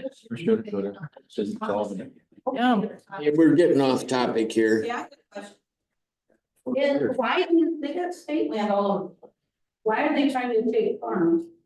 I don't want them to take state land either, but I'm saying, I don't want to take. Well, that's what they're arguing about now, up in Grayling. Clear, how much, 400 acres of state land to put solar panels on it, and up there, they're screaming, so you just defeat what you just said, they don't want to. Saying, I take issue with that we don't have a choice when we have to do this. I say, number 4, letter B, none of the above. That should be our choice. This is a republic. This is not a dictatorship. No. And we shouldn't be under a dictator. But we voted for people that make the laws. Did we? Yeah. Did we really? Okay, that's a story for another day, but the point is, you get what you vote for. That's what I voted for. I know it, but the majority votes. I agree with Mr. Bailey, and the logic is they're gonna put these batteries where there's a substation. That's totally logical. As a suggestion to your ordinance, is there any way to zone those areas or only allow them in zoned industrial areas? they are. Oh, sorry. So No. yes, they are. So they're allowed in, Is a substation considered an industrial area site? Is my question. I don't know what would be considered per se in terms of the assessment of it, but the areas where they're located, they're allowed in agricultural, industrial, and business. So those 3 zone districts are where these things are allowed by special land use. So then why don't Over there, we have, 3 industrial parks here in Ithaca? Yeah. The Commerce, the North, and the South. Those are, Hutchinson's down there, the different plastic plants are all down in those areas. Is there any way we can limit in the ordinance, limit the locations that they're placed? You just gotta remember what I said previously. They want the storage to be put as close to the energy source as they can. Yes, I understand. That industrial park, the only thing going into that industrial park is energy and not energy No, out. but I'm talking where the substation is. You mentioned substation. That, yes, Yeah. I know that's what I'm So you saying. don't have to worry about his putting it in his front yard. Oh, no. That's where they're gonna want them anyway, at the substation. What we have to ensure is that substation gonna be adequate space and not near creeks and not near rivers, and so that if we have an accident, can we contain it Right, that's what I'm to saying. the best of our ability? I'm not saying we can't contain it all, but at least we gotta mitigate it, So just make sure I'm getting this right. Your suggestion is to limit these to zone districts, just industrial and business districts, not agricultural? Supposed to pass all substations. I mean, they can't. The substations are those substations are all over the. Yeah, so currently they are located all over ag. I just want Substations of battery storage, you're gonna be close to transmission lines. Big transmission lines, where they'll put, That's right. it just can't stick them wherever, you gotta be with the transmission. But you gotta make DC into AC, and that's how they do it. So to what George was saying, I know that there was somebody approached, for a battery storage system from Consumers Energy approached them. And that person said no, because the Bad River was right there. We don't want any of it around any water source at all. No water source. Of course not. So do you, I'm terrible with distances, but do you have a suggestion of like footage or yardage in mind of how close? I would suggest that we get our drain commissioner involved in that. And if they say, I want to put a battery storage area there, the next thing we do is ask the drain commissioner. He knows where all the water's supposed to go. That's the way you got voted in for, and that's what his responsibility is. It's gonna work. some other ordinances have that very thing addressed as far as feet. Some of them are, I had to flip to the right page to get that, but, not only do they have, possibly 1,000 feet, depending on the size of the drain, it all goes on. It's almost impossible to get so far away from the road ditch because they're everywhere. But the road ditches lead to your county drains, and those are the ones that lead to those are your main water sources that lead to your rivers, and the rivers lead to the lake. So there's different setbacks on those as well. But also incorporated into that is buffer strips and filter strips that are, if there is runoff, I mean, it's proven, through the NRCS, USDA, those things really do make a difference, those buffer strips and filter strips. So those are some things that I think also need to be considered, and that involves getting like your NRCS office involved in the discussions. What are the best things? Those are the experts that I just left there talking about this very thing. What are your best? You can put a buffer strip in, but if you mow it like a grass lawn, it doesn't buffer a whole lot. It doesn't filter a whole lot. Where if you put switchgrass in there, it slows the progression of the water. It really filters things out in a different way. So that's why I'm not going to be the expert in that. I think that those are some things that need to be looked at as well. Are these filter strips and buffer strips near any of our water sources? Drainage itself, if you've got a drain tile that's gonna be under that battery, What's that? you're gonna have a farm drain tile under that battery? I don't hope not. Yeah. All of our parks A lot of tiling is They gotta part of some of the other ordinances too, because they do go, to your point, the substations are all sitting out in ag land. They have for List them up. years since we did, ever since we've had Consumers Energy, DTE, Wolverine, they've all got, these substations have been put out so that we can have our lights on. They're there for that very reason. So I just think that's another thing for us to look at is filter strips, buffer strips. Some places go as far as 1,000 feet. I think you're gonna have a really hard time finding a place in Gratiot County. But you can't, that there's not a ditch. If you've ever looked at the GIS with, put the color to all the ditches, you're gonna find, if you make your setbacks, those kind of distances, it's gonna be pretty difficult to find a place where you can get that kind of. There's either a drainage tile or a county drain running across about 99% of the fields in Gratiot County. It's hard in this county. When you light them up. Maybe that's your out right there. So, Those drain tiles are feeding into the water system. and that's, there it is, put it in orange, you can't put it there. They're talking about. And the all members are tiling their fields, and that's the red. There's a lot of fields that are tiled. Yeah, that should be considered. While we're on the same page here, you had me start on at safety, number 5. When you go down 5, down to number 7, it talks the planning commission may require as a condition of special use permit for the owner of the facility to provide specific amount of funding. It specifies Gratiot Emergency Services Authority. But it's gonna depend on where you're at, you know what I mean, as far as that. Some of them share for the funding to go out for the fire training and the fire, apparatus. Each fire district has its own. That's why I'm like, that's why I don't want it to say just one. I want it to have all the different fire. Yeah, You know, just put it in parentheses, all of them, because but if your emergency managers, they're in place to do, obviously, emergency tornadoes and things like that. Absolutely. Their big thing is oil spills and things like batteries and everything else that come That's through what the I head want. of the emergency manager. the ordinance doesn't just list one of those, because you get over where you guys live at and you gotta involve Carson City Fire, because that's part of their fire suppression. But if you have it in there, the county emergency manager, Bill, will be in charge of. Mm-hmm. Bingo. Take care of. And you address that at all in the planning commission? I'm sorry, what specifics about fire? Fire suppression, yeah. Emergency manager. Yes, we had talked about that. That's where the GISA language came from, because one of the planning commission members had mentioned that they had talked with the chief of that authority. So that's where that language had come from.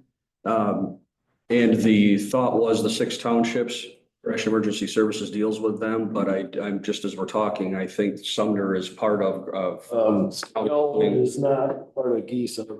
It's Alma Fire, New Haven Would hope that everybody. is, New Haven gets theirs from Carson. I don't know if the whole township is part of it, because there's parts of yours, parts of North Shade. Maple Rapids comes into Fulton, you know what I mean? There's all these different, that's why I didn't want it to be limited to one. Yes, they cover the lion's share. I get Yeah. why they're listed. I totally understand it, but No, I agree that language. Carson's gonna need to be, you know, have the same equipment and the same training. Ashley's gonna need that stuff, because those townships are there as well, because they cover part of North Star, Washington, and Alba. I don't believe there are any in Hamilton, wherever town is. Did he leave? Was back. Yeah, okay, anyhow, so that's, I'm getting at, I just want all of them to be listed, because they're all players in the game, so they all need to have this training. Can I just say something? Make it quick, Mark. We are going to be affected in that we have an easement to get back to our property. And the farmer that farms in front of us, on the side of us, and the back of us has signed up for solar panels. So we are going to be surrounded on 3 sides with solar panels. And you won't even be able to see our place from the road. It just makes us stuck. We have put our life savings into this piece of property. And, you know, it just, where are our rights at our property? I mean, I know the farmer has rights to do what he wants to do with his property, but because he's doing that, he's taking away our rights. Did you buy your property from him? No. And we have asked him, when we bought the property, we have asked him numerous times if we could buy some from. The property, once they give it, and then. And I asked him what, because we're in Arcadia Township, and they said, well, what is the setback? And he said, no, we have no idea. So we checked more into. That's where you're gonna no curbs, you can get. That's the stuff you're gonna want to come to a planning commission meeting, because once this one's done, it sounds like they're gonna start on solar. And I know that you're not the only person that No, is that's- concerned about the 100-foot setback. Remember, she's gotta go to the Arcata Township. We're not Arcata. Yeah, But yeah, true. but yeah, You're gonna have to go to your own township. Sorry, you just said Arcata and but you're gonna have to go to them and if you want those things changed, so. Okay, if say you, the 53 acre, whatever, that they wanted to purchase. And you don't want to sell it, and they say, hey, eminent domain. No. Won't fall in. Not have it. It will not go that way. I'm telling you right now. Everybody said no. Not, if they're gonna put a highway down through, there'd be one thing, but energy's not gonna go that way. Not gonna happen. Yeah, really. It's gonna happen. Well, that's not- I'll give you my life savings that kid's on his farm, on a domain, eminent domain. If it doesn't, you owe me yours. Can you put eminent domain language in No, right? for future? I don't think you can. Real estate, I don't think we really have any. Yeah. Steve, because the court would decide that anyway, you know. The court, that would even go to the court. It wouldn't even, we wouldn't even be able to litigate that. They're dealing with this very issue right now, right next door to you guys in North Shade Township with the new ITC line. You know, there's people that want to stop it, but they've pretty much, I've sat in all their meetings. I went to all the meetings with the attorneys. It's coming. You can't do anything. It's a matter of how do you negotiate what's gonna be best so you guys can continue. Yeah, I mean, that's But previously said no, they can't do them in domains and eminent domain. They're putting her through there. I mean, it's, then they are doing eminent domain. this is for a transmission line is what they're putting through. You're not gonna have. That's it's a different topic than what we're talking about, but that's a big transmission line to complete the loop. How many more transmission lines are they gonna be able to do? I mean, they're talking about doing a data center. I know that's off topic, but it's all energy related. So how many more transmission lines are they gonna need for that kind of thing? I think you got the $1 million question there. I don't have any idea. I didn't know this one was. Right now, you don't have that many power companies. I mean, I was sitting in a meeting when I found out about this happening. So the decibel levels, that's a major concern. So So do we want to go through the ordinance now and then go through those individual steps? And then, I think that'd be beneficial. And then if we have, time at the end for the rest of his comments, I'm good. I really think that I think the best is if you go through what you provided us, line by, or not line by line, but section by section, what they're gonna want to hear, what is actually being added to the ordinance for. okay. Basically, I'm just gonna read off you what we have or ask a question, and then that would be a point where you guys either agree with it or you want to add additional stuff or take something out in regards to the language. Okay? So just on chapter 16, part 2, which is towards the beginning of the ordinance for you guys, the special use permit requirements and application. So do we want the battery storage systems to fall under special use, so we're required to get a special use permit, which is a lengthier process than just getting a zoning permit? Isn't that what we've done with the others? That's what a special land use permit, you have a public hearing, you get consultants, That's you done for get surveys, all all other this. projects been done that way. Zoning permit, we get a site plan and an application. and everything. So do we want the special land use? Okay, That's the way we've done all the. Change. Specific regulations with each application. yes, yeah, additional regulations. And the people who are affected by it, by land values or home values, at least have a say at those meetings. Yes. Not their say. Yep, all neighbors, just a little side note, all neighbors, property owners within 300 feet of any project receive a notice or a letter in the mail. can you expand that? Does it have to be within 300 feet, to be within a mile radius? So that part of the ordinance is the actual zoning ordinance itself. It's not part of this language. It's just a process. So it can be, but that would be something that would be brought up when we do the actual zoning ordinance. Does that make sense? So it wouldn't be added in here. It would be in the process part of a. I will write that. Yes. So for special use permits, we have notification in the Gratiot County Herald.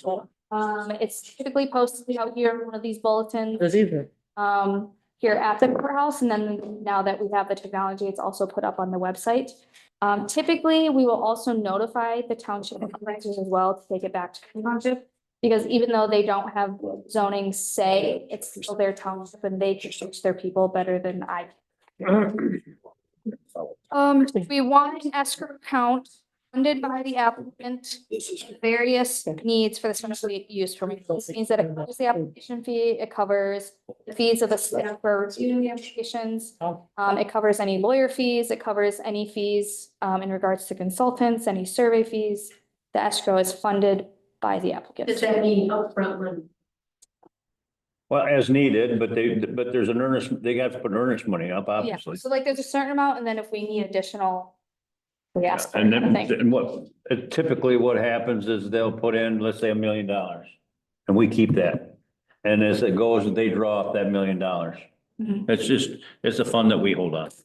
It is the typical, but it's estimated. I just We thought- don't put a set amount because in 50 years, the amount might be different than it is today. But I was just using that But as yeah. an example, but that's how we do it. It's normal course of business. So state law does dictate that all fees associated with it have to be reasonable. So to date, we haven't gotten in trouble for an unreasonable fee.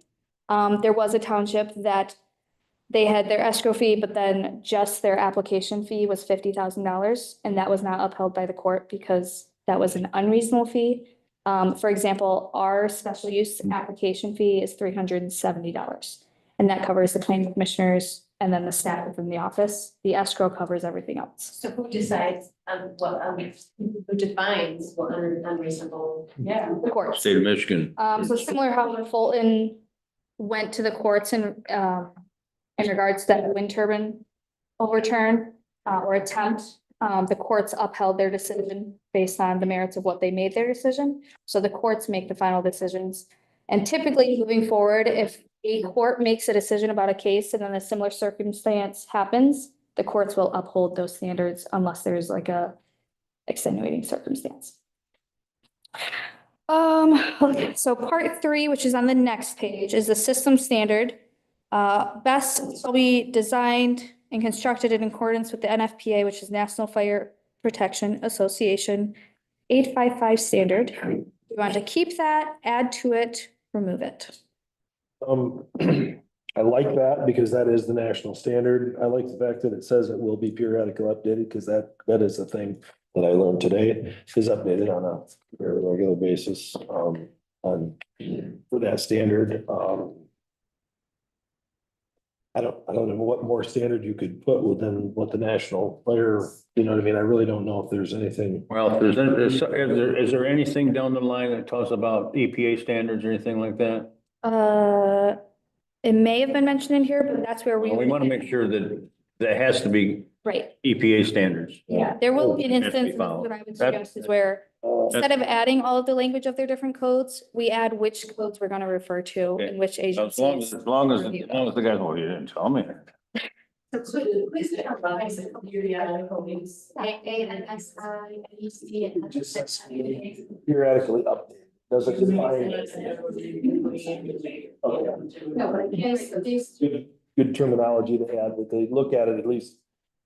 It was brought up to maybe make sure we're looking at that, so it's periodically updated, do it on a yearly basis in case there has been changes. Deandra?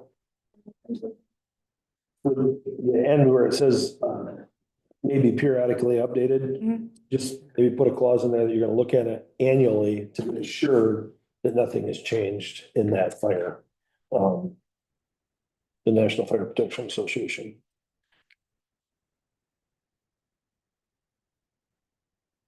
Perfect. Okay, for certified components, so this is where some of the codes come in, and this is where we can add additional ones. So currently it's that BESS shall be approved prior to commencement of operation as outlined by this section. And this is where it covers UL 1973. This is everything that Dave talked through, so I'm not gonna read it off again. But are there additional ones that we would want to add here in terms of the actual components within the storage systems? Well, I think that fire suppression unit thing, Dave, there's some research on it when you were talking about foam and stuff. I know there's a fire suppression unit that they put inside of these that can, I was trying to find it here to give you the exact name of what it's called, but they put them inside of the container. And if it triggers the right codes, that thing deploys. A Halo system or something like that? It's something very similar to that, but it's, you know, it's specifically for lithium ion batteries to try and mitigate it's a thermal runaway that causes the explosions and the fires and all that stuff. So it tries to mitigate that the best it can. So it does say applicable electrical building, fire prevention codes, and subcomponent standards and industry standards. So I will ask if that fire suppression unit Covers that. It's covered. Yeah, fire prevention codes. that's fair. I see that it says that. I just wanna, Yeah. since that's kind of new. Because If it's they not decide these things, included, that's something you I can mean, it ain't gonna be for a while. So- Well, any battery storage, we're gonna require the best, latest and up to date. Great. Did they talk anything about maintenance of those containers, because that was really. Those are some questions I have coming up when we get further into different notes is, there'll be, access to the maintenance records, when they're maintained, when the updates to the, because these things are gonna be updated. I mean, there's a University of Michigan did a really good study, actually, whether you're a state fan or a U of M fan, this is a very good study that they put out reference planning and zoning of battery energy systems. And it talks about a lot of these things that need to be looked at.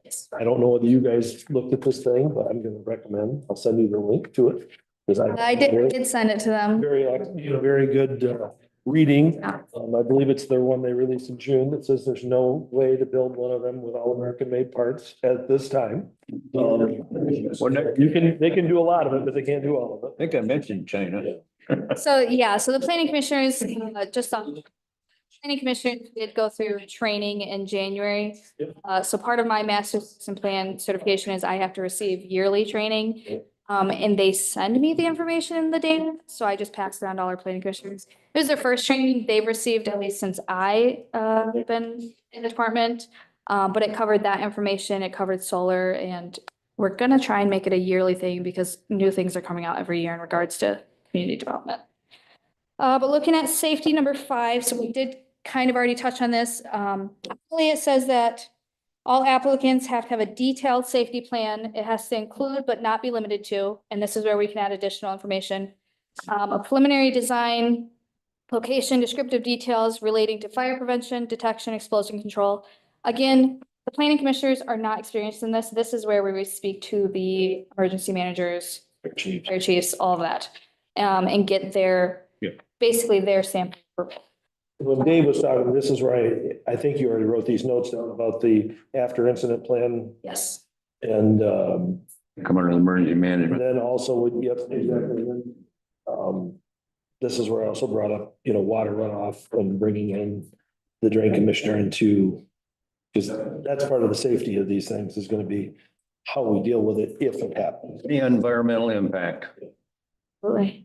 It includes, they have to have safety systems such as hazard detection system, explosion detection system. If preferred, we can look into what code regulates that and add that. If it's not. It's gotta be a standard somewhere.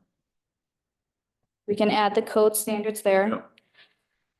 And it goes through all of these safety plans. They either already mention the codes that they have to adhere to, or we can look it up and just add that code. And then as changes are added, we can just add the language where it automatically adopts that language. What number are you on? 3, 4, 5, 6, 7. That's where I had the appeals. All of those safety. That's where I had that appeals process put in there. I want to make sure that the emergency manager and all of our fire chiefs have an option to appeal these. Oh, so there's nothing for them to appeal because they wouldn't approve it until they had the approval from them, that's what I'm saying. Yeah, that's what I mentioned earlier was they don't approve anything until they get approval basically from these other codes, agencies, whatnot. So it's not necessarily an appeal process. It's just they tell us their recommendation and their approval. Just want to make sure that they are included in this because they're the ones that are going to have to respond. That'd be a part of the site plan. Okay. Yeah, site plan. Just like I believe the sheriff is, because if one of these, if the bad thing happens, Gratiot County has 20 deputies, correct? And we're fully staffed right now. You have an incident that happens at one of these, you're gonna be probably needing to have 24-hour coverage on that. That's why the sheriff's office needs to be brought into these as well, because they're gonna have to be able to help. That would be I would hopefully through the emergency management. I just want to make sure that when you're making your notes, they're involved in the discussion as well, because they're gonna be part of that. Again, that's under that emergency management. You can get in the weeds, but you gotta Want to be up to. I know how the oops, we forgot about them goes in the world too. And I'm already sitting out there by himself. He's the only one available. Why not? He's getting paid for it. Sheriffs, first responders, firefighters there taking taken away from other emergencies as well. It's not gonna take, it'll take a crew, but it's not gonna take that many. It's not like you've got a major fire, a major factory fire. You've got a can sitting on the ground, and what are you gonna do? You're probably gonna watch it and keep everything else from burning around. The fire chief's concern is it's gonna burn for 3, 4, 5 days. You can't keep your volunteers out. You gotta keep You it gotta have a system to again. work with all these other agencies to continue, because there's gonna be phases in how it burns from what I've read about them. On how much water you're putting on to keep others cooled down, and it'll dim down, and then they flare back up, and so you gotta make sure you have that fire suppression there. To make sure it doesn't spread to the next one, because now you're talking 4 or 5 more days and the next one, so that's what we wanna mitigate, isn't it, that stuff? Next page, number 8, this one is just this, it's the security fence that surrounds the site. Currently it has to meet the National Electrical Code and then the current Gratiot County zoning ordinance requirements. Do our requirements require that, like your corner posts are cemented in and a permanent type post or not? And I've driven by the solar farms enough times, and I, quite frankly, haven't even looked myself, but it was something that came up in another ordinance. I was reading that your corner post and, ones The that, link fence at this, yep, but the ones that also are at your gates, you know, because they're, well, that would fall over. If you're putting in a hurricane's fence, chain link fence, if you don't put cement in, that'd be kind of dereliction of putting a fence in myself. I just want. They do have a full building code which requires that, Yeah. but I can also look and see if it's also mentioned in our zoning ordinance. A lot It of. was just mentioned in another ordinance I read, that's why I wanted to be sure that those were, that I mentioned that, so. Yeah. Or it's a chain link fence that doesn't have those slats in it, so you can hit C in there. Right, the green mesh, there's like green mesh stuff into the chain link. Does it say chain link in here somewhere? Cause. Not in this, it would, that language is in our zoning ordinance, I believe. If I'm not mistaken, I believe it's in the zoning ordinance. Because we don't have chain link at any. So fencing, It's like gas pipelines uptown, they gotta have some security around them. Absolutely. Batteries. Yeah, right, that would just be. That's one of the things that in the U of M thing, it asks if you're building these fence about your height. And then if you go around, you know, your substations that have been out in the, you know, for 100 years probably, that are out in farm country, a lot of them are like a 10-foot tall fence with 3 strands of barbed wire to try and prevent people from crawling over them. Obviously, let's try. I mean, people break out prison with razor wire, but I mean, you're doing the best you can, and I think that we need to make sure that in our ordinances, we have a standard that we are trying to attain. so I can figure out what the exact current standard is, and that can be something that's for these specific units. If you want them more restrictive, that the language can be added. If you want it to apply to all special land use projects, then that's something that we would add in a zoning ordinance amendment as a whole. But I can't find that information for you. The next part is setbacks. So currently, within the county, which obviously we only have 3 other townships that have a current ordinance related to these units. This is more restrictive than the state as well, but the setback distance from the nearest point to an outer wall, which would be someone's structure, house, is 400 feet. And this is for buildings and dwellings on non-participating properties. Non-participating properties, the setback distance also has to be 100 feet from the nearest non-participating property line. So those are 2 different measurements. From public road right-of-ways, the setback distance shall be 100 feet measured from the nearest edge of the right-of-way. So this is where a lot of your guys' suggestions came in. We had one suggestion from the front 900 feet setback, which would be the road frontage or from the road right of way. From the back, not allow them, was the only suggestion I received. And then from side setbacks, 600 feet, which would this be from the nearest outer wall or from the property line? Okay, so those are the current suggestions. I think I think that, if you look into the future, okay, and I think these setbacks should be from every property line, not just non-participating. I think they should be, again, any property line, because what if somebody wants to do something later? Well, so the only other people who would be involved would be the participating ones, and at that point, you can't build that close anyways. So in the interest actually of the non-participating parcels, you want those setbacks for you, not for the participating parcels, because you want those to be closer together, not closer to you. Does that make sense?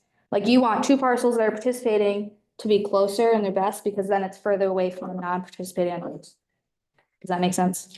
Historically, the ones that I'm looking over, fire, how far is that reach?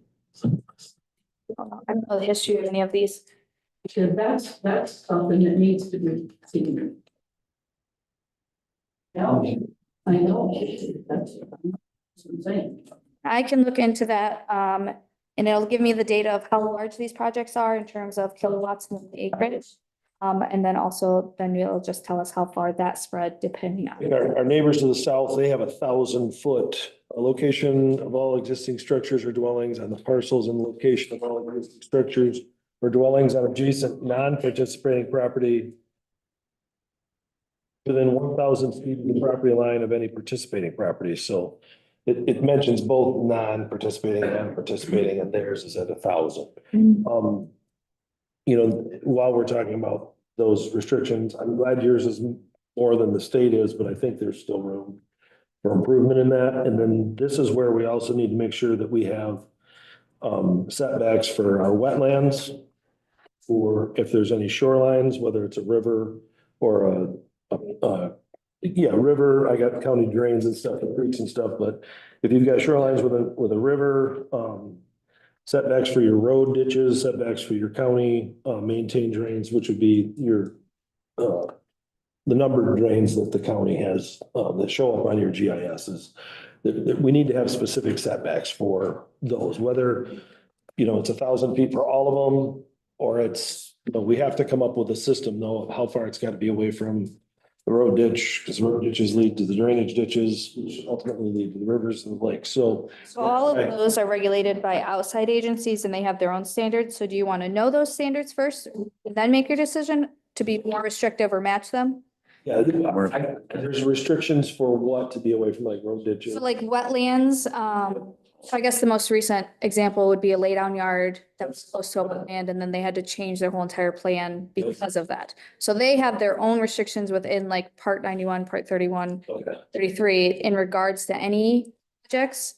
So we could see if they have any that are specific to battery storage, and if they don't, we can take their current and then. Yeah, that's, I want to be sure that we're at least following what those recommendations and guidelines are, because that's the stuff you really truly want. I mean, you want to protect it all, but I mean, if you start getting into, everybody's mentioned water, you start getting into it, you have problems that you can't reverse, So who manufactures these things, these batteries? SG Ping. So Can we say the American made? that would be a legal question on if we can say where the product and resources be. I know that, I don't know if it's specific to renewable energy, but I know that certain industries can have a certain percentage of their products be American made or American sourced. I'm asking this, but you're asking. On X and asked Elon Musk. The temperature of buildings here. So if you have your enemy creating something like that, push the button and everything catches fire. Yeah, I thought the same thing. They don't want the United States, they want our government. They want us to disappear. And they I want. thought the same, yeah. I don't think so much the land, because if you do these batteries, they're not gonna have much land left. I mean, it's gonna be contaminated, everything. If you got together with the drain commissioner and you looked at the map and you put on the specifications of the setbacks, can you give them like an overlay on where these things can be cited? We can, but it would be at a price. So what you're referencing is GIS, which I don't know how many of you are familiar with that, but it's basically just an aerial view map of the Gratiot County. Gratiot County does pay a fee and we have different layers that we can put on that map. So say you have your neighborhood, we can put a drain layer on, see where the drains are, what drain is there. We can put a layer on for terrain so we can see what the elevations are. So we could add an additional layer in what you're referencing. It would be a zoning layer, which Gratiot County doesn't currently have, just because we would have to pay for that zoning layer where then they would see. What we currently do is I just have zoning district maps in my office, and if a project is proposed, I just look up where that project is located and if it falls within the regulated district. It's a simpler and cheaper way, and it's not that hard on me to just look up the map. And also, if we were to put that out there, I mean, it would be public accessible, so all these developers would then be scrambling for those sites. They would know exactly where they could put it. So it's definitely an option if that's what you want. They do include. From your opinion, it doesn't. FEMA ones are on, so I just opened it up. So the FEMA ones are on there that the federal government has put on there. We do have those on here. That makes sense. Yes. I thought there was something, but. You got your floodplains. Is there any verbiage about, farmers that have wells on their land? Is That's- that from that? That's So- through the health department. Right to the water system? Yeah, wells are regulated by the health department, which is the state. So they would be one of the regulatory agencies that we would like basically seek approval from in regards to that. So similar to the green. County to say when the setback of X amount of feet from any existing well. You can, yeah, so it'd be similar to these wetlands and shorelines and road. They have all that in their rules for the health department for wells. You can only put so many things in close to it. Right, but she's asking. Is that additional? Additional? I don't think they'd want to, you could try it, but I don't think they're gonna change it. I mean, they've got adequate contamination from water wells. So Adequate. my suggestion is that we list all of these agencies, whether it's or wetlands. Then we know what their current standard is. If you want to be more restrictive, that's when you add the language. But you want to know what those standards are first and why those standards are the way they are. So it's definitely a possibility to add that language. You probably just want more information. They're very fussy about water. Without water, we won't be dead. Well, but that's why they're fussy. It's very, you know, I think it was the Hamilton Township Hall had to be 300 foot from the hall. Couldn't be by the hall. So, and you know what I'm saying? They've got a real strict rules on stuff like that. So for setbacks, we can get the additional information requested. Currently, I've written down the suggestions as is. And we can add additional setbacks as we get more information from these outside agencies if we want to be more restrictive. The next one is number 7, which is sound. Current level is 55 decibel dBA. I don't know what dBA stands for. But it's currently 55 dBA. I asked for the best example of that, and the comparable that we would know today is a dishwasher or a loud conversation between two humans, is the current emission sound. And I don't know if that is with the ordinance, the way it's written, that's if you're standing outside of that building or structure, but I don't know how loud they actually are within the structure, because that's not what we're regulating. We're telling them how loud they can be. I don't know how loud they actually are. That depends on how big there are. No, it doesn't, because it can only be 55, no matter if there's 50 or 1, we're not saying it's 55 per 1, it's 55 for all of them. Does that make sense? Something I think would be valuable for us to look at is, some of the ordinances have a daytime ordinance and a nighttime ordinance, or a decibel level. So obviously nighttime is lower simply so that it's not affecting people's sleep, as I have a consumer's line that runs behind my house and I get to listen to the neighbor's generator all night. So I understand you don't want to listen to that because anyhow, that was how ironic last night that I have to deal with. But also like in ours, I don't know if we can put something in there about a noise impact study that's done prior to. And then when they are doing these studies, they need to take into the atmosphere, because noise travels different depending on dry conditions, moist conditions. We deal with it already when some of the it gets brought up when people are complaining about the sound of the windmills you're talking about. That it depends on the atmosphere. You want to have a standard, exactly. There's a seasonal and moisture, so it's got to be corrected to, so you're always getting the same kind of a reading from it. You can't eat it. Yeah, we can't pick the moistest day and it dampens the sound to do these tests, so. Just for example, in Fulton Township, that's the kind of energy in that line. They said does it violate 55 decibels? They said, oh yeah, that's our average.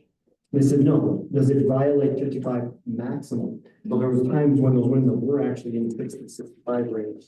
And we got various findings in that. Yeah. Right along your point, some of the things that other ones say is that it has to meet that standard in order to operate. So if you get it built and they find out they're gonna have to do something to mitigate the sound before the thing can actually go into operation. Obviously there's testing periods and that sort of thing, but, Yes. those are some things that I've read in others that I wanted to bring forth here that I thought were a little more, protecting our people. I mean, I don't, I understand everybody talks about the whoosh of the mills. I've heard it for years, long before I was a county commissioner, but this is a constant hum that comes from these things. 55 is, I looked it up myself. 55 is it's actually a pretty good standard, but I think at night it would, if you had, something that's 400 feet away from your house and you had people sitting around doing the thing that says 55, I think you'd hear it very in your bedroom, even if you had really good windows in your house, I think you'd hear it. So do you want to suggest a lower decibel level? I think, It's usually.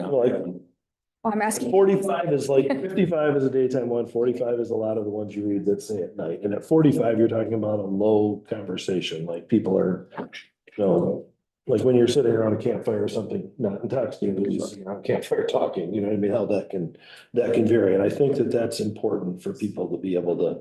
So there's some counties that have like these sound study information. I have some reports on that. Would you be interested in that? I don't have it with me, but I could. Yeah, you can do that. So currently we updated that part, daytime, nighttime ordinance level of 55 decibel to 45 dBA. We'd set a time limit on that, and typical ordinance is 10 PM, but that's something that can be discussed later. That's something with lighting. Also, I had, some of them are actually talk about the lighting because they have to be lit for security reasons, but limiting that time of when they actually turn on and then they turn off 10 to 7, and then it adjusts with the daylight savings, which someday maybe that'll go away. But, for right now, I think you gotta have something in there for the lighting as well. So there's lighting, you can talk about lighting, there's lighting at the substation on Blair Road. You could see it from bright. LED technology is what we're dealing with on those, because I know exactly what you're talking about, that you see it. If it was incandescent lights 10 years ago, you probably wouldn't see it from 3 miles away, but because of the. They're facing outward. I can never understand that one. They're facing, not even. Into the thing. They face outward at the homes that are there. I guess I haven't noticed that part of it, but I've noticed when you drive by, it's like, oh, there's the sun, because you could see it. Right, sound testing or post-construction, for example, a post-construction sound study, but these also happen prior to construction and operation because they have to meet that standard. So they have to be required for each application that's received. And then also it has to be from a third-party firm that the county approves and that is paid for by the applicant. So they can't just have their own person go in and do the study. Also, I don't know if it was included in this language yet or not.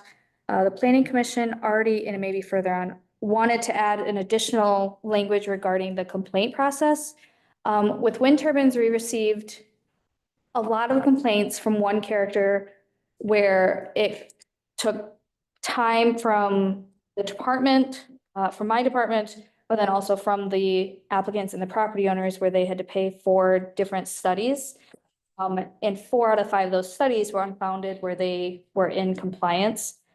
So part of the language they wanted to add was absolutely that the applicant has to pay for these sound studies until a certain point where if a person's just complaining to complain to make these people do more and more work, at that point it's a nuisance. And it can open up legal problems. So if they have continuous complaints that are unfounded, then they have to pay for that sound study. And it's kind of to allow for complaint process to be in place to protect the residents, but it's also there to protect our staff from Exactly. wasted hours and having to do these. The only thing that I would want added to that, because I Yeah. agree that it becomes just like somebody's just doing it to do it. Yes. But when the equipment is changed in these, because they do update the equipment, I think that it's fair to, if there's been a change in decibels, that they are allowed to have that checked again, simply because you brought in new equipment that does change things. So that would be the only clause that I think needed to be added to that, would be that if there's been an equipment change or update, that they should be able to allow to test it at least again. Absolutely. While we're on to this setback thing, I also have this stray voltage has been an issue with like the main transmission lines. So these are a different source, and I don't know. I didn't read about any issues of them, but I know people who have livestock facilities, whether that's, CAFOs or if those are, small feedlots, stray voltage, that needs to be considered in these setbacks because we don't need people's cattle, not being, if it's a dairy, we don't want them to not produce milk. If it's a hog operation, we don't want them to not gain weight properly. If it's a sheep operation, I don't want Dave to get electrocuted when he's shearing. So I just think that it needs to be noted in our ordinance because ag is king here. I mean, we have more people or way more cows and pigs than we have people. We need to be protecting them in this as well. What do you mean by garden? In terms of like personal gardens? I don't know of any language out there, but we can look into it, and look into what the effects are in terms of vegetation.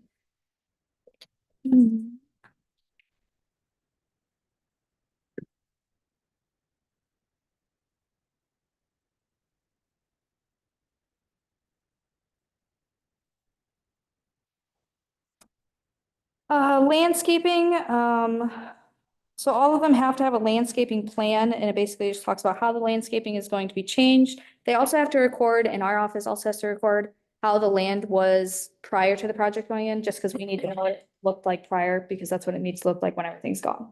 And we need to know what to compare it to.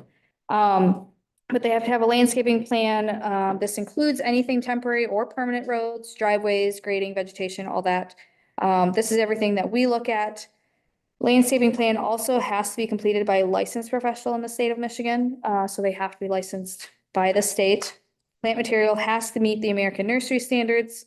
And it also has to be reviewed during that special use permit approval process. So it's just part of the application. One of the things that they have to submit is their landscaping plan. And that's gonna be reviewed.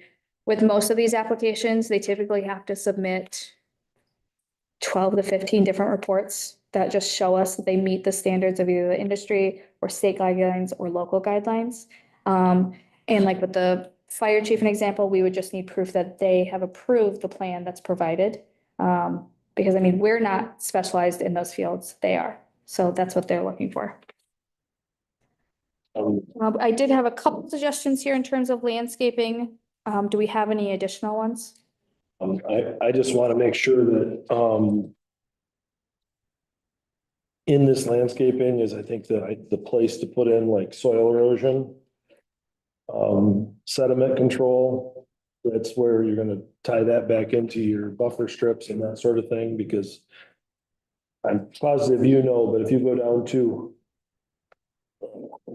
for sure, one of our solar fields, there's a huge problem right now with how much dirt's going into a certain county drain. So I just don't want that to be another problem. So I think as long as we have it in the ordinance, that it will be is one of the regulatory agencies. Yeah, so Things that. that's what Bill does. Yep. He does the soil erosion. What's the dirt going to? Well, there's from runoff, it goes into one of the ditches. Down by. Yeah.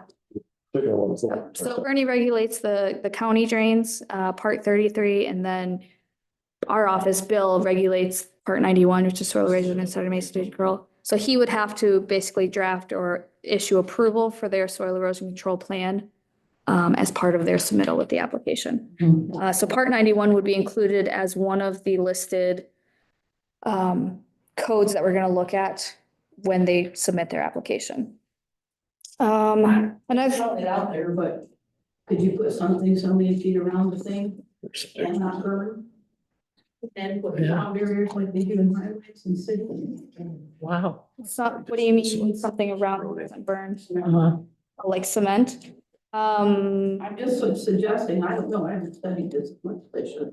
Like a cement wall per se, or something buried? Something that cannot burn, that's contained. Before we do all that, I'd really like to know, can anybody tell me what one of these things look like?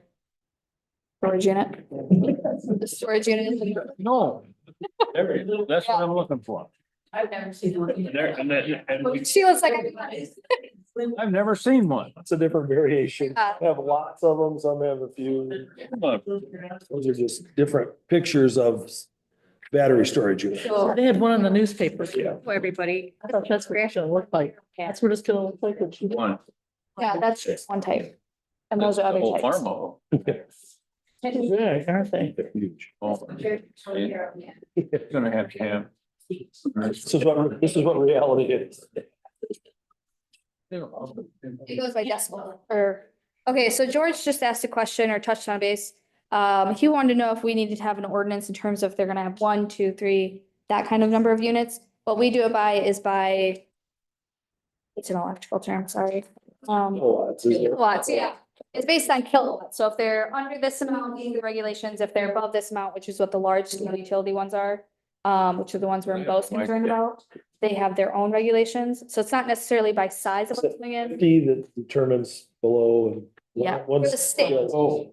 small scale one. Well, have we ever talked to any energy company that's gonna say, well, for Gratiot County, we'd like to see 1, or we'd like to see 50? I don't know. Well, they want kilowatts. So, But how yeah, many of those units would make it? I don't know. right. So, you know, when we're looking at a piece of property to put what on? Well, each system is different because they could have a storage unit that's bad example, but an 8 by 10 So the building, application comes. then you could have one that's 10 by 20, or you could have Well, 5 that are 8 by 10, So- one that's 8 by 20. Well, this is gonna be very complicated because if you got X number of kilowatts, and let's say it fits in a 20 by 20 Connex or whatever, Mhm. but then you wanna build 200,000 kilowatts and it comes in 4. I see that and I think the ordinance has to be driven by how many kilowatts you want.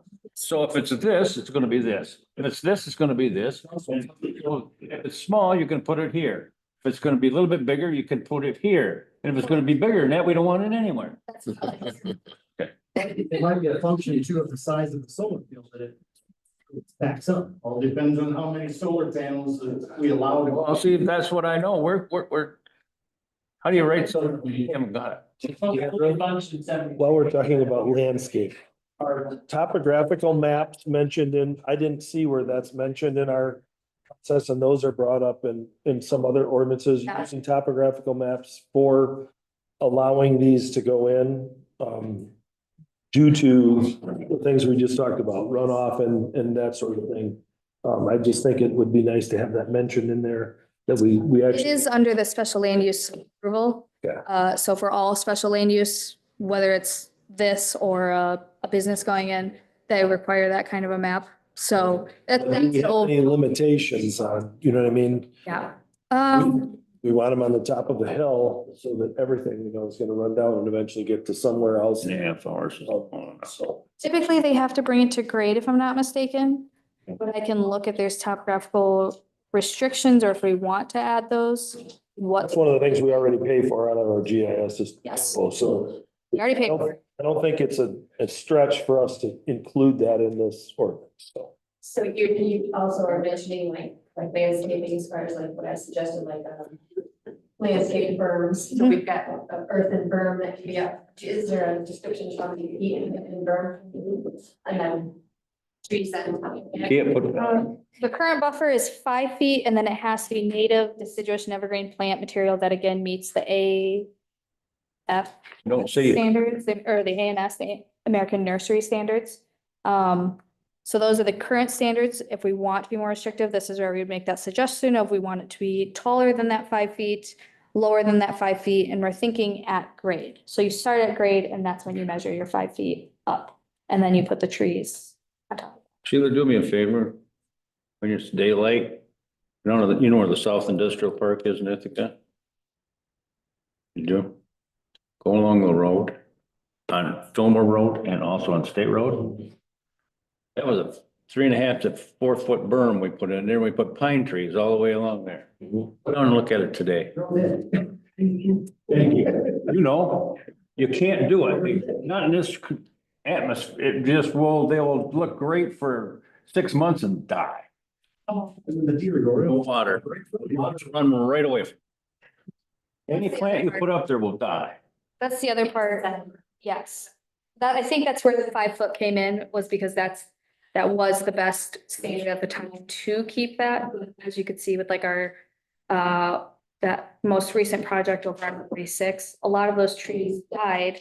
Part of it was because they weren't getting the water they need.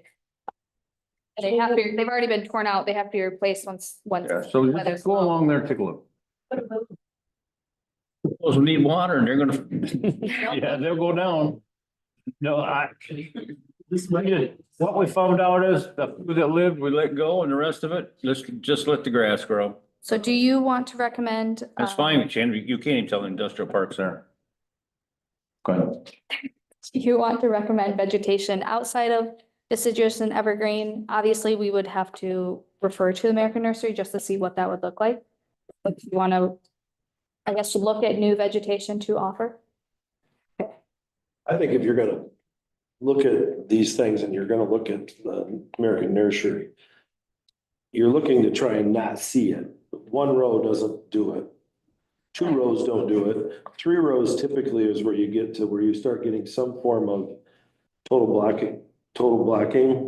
And that isn't gonna be accomplished for a few years anyhow, just because of growth. But it's typical if you start talking even about windbreaks on farms and stuff, when you start putting them in, it's not a single row of trees that you plant. It's not 2 rows. There's usually an offset so that you're truly blocking the wind, which also creates, not only will it block wind, but it also creates the same type of thing you're looking for, is that total block view of it. So that's something I would like to look at what the American Nursery standards are, because they have the standard for what it takes to get. It's not gonna be a berm and it'll be on the ground and it'll grow in like a woods.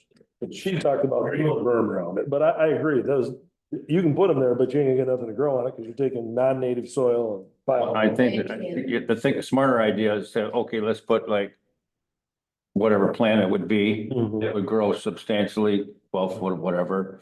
That's what you want to put in it, because it'll be self-sustaining. And stagger it and make more. It would be, you know, remember, we're not gonna pay to have that cleaned up or anything. It's gonna have to be natural. You want to be what's going into the natural environment. Yeah, least amount of maintenance to it, and it looks aesthetically okay. Also, part of the language, which is the next part, is that the owner or operator has to pay for all those costs. But then also anything that's not part of those buffers, such as like the grass or just natural vegetation that catches on, it all has to be maintained. And they follow actually city ordinance standards of 12 inches. I know that if you go out into the farm, I mean, you can see fields out there that are way past that. Standard for these sites is the 12 inches that they have to maintain. Obviously, if they come to an agreement outside of this with the property owner, that the property owner will actually maintain it, that's their choice.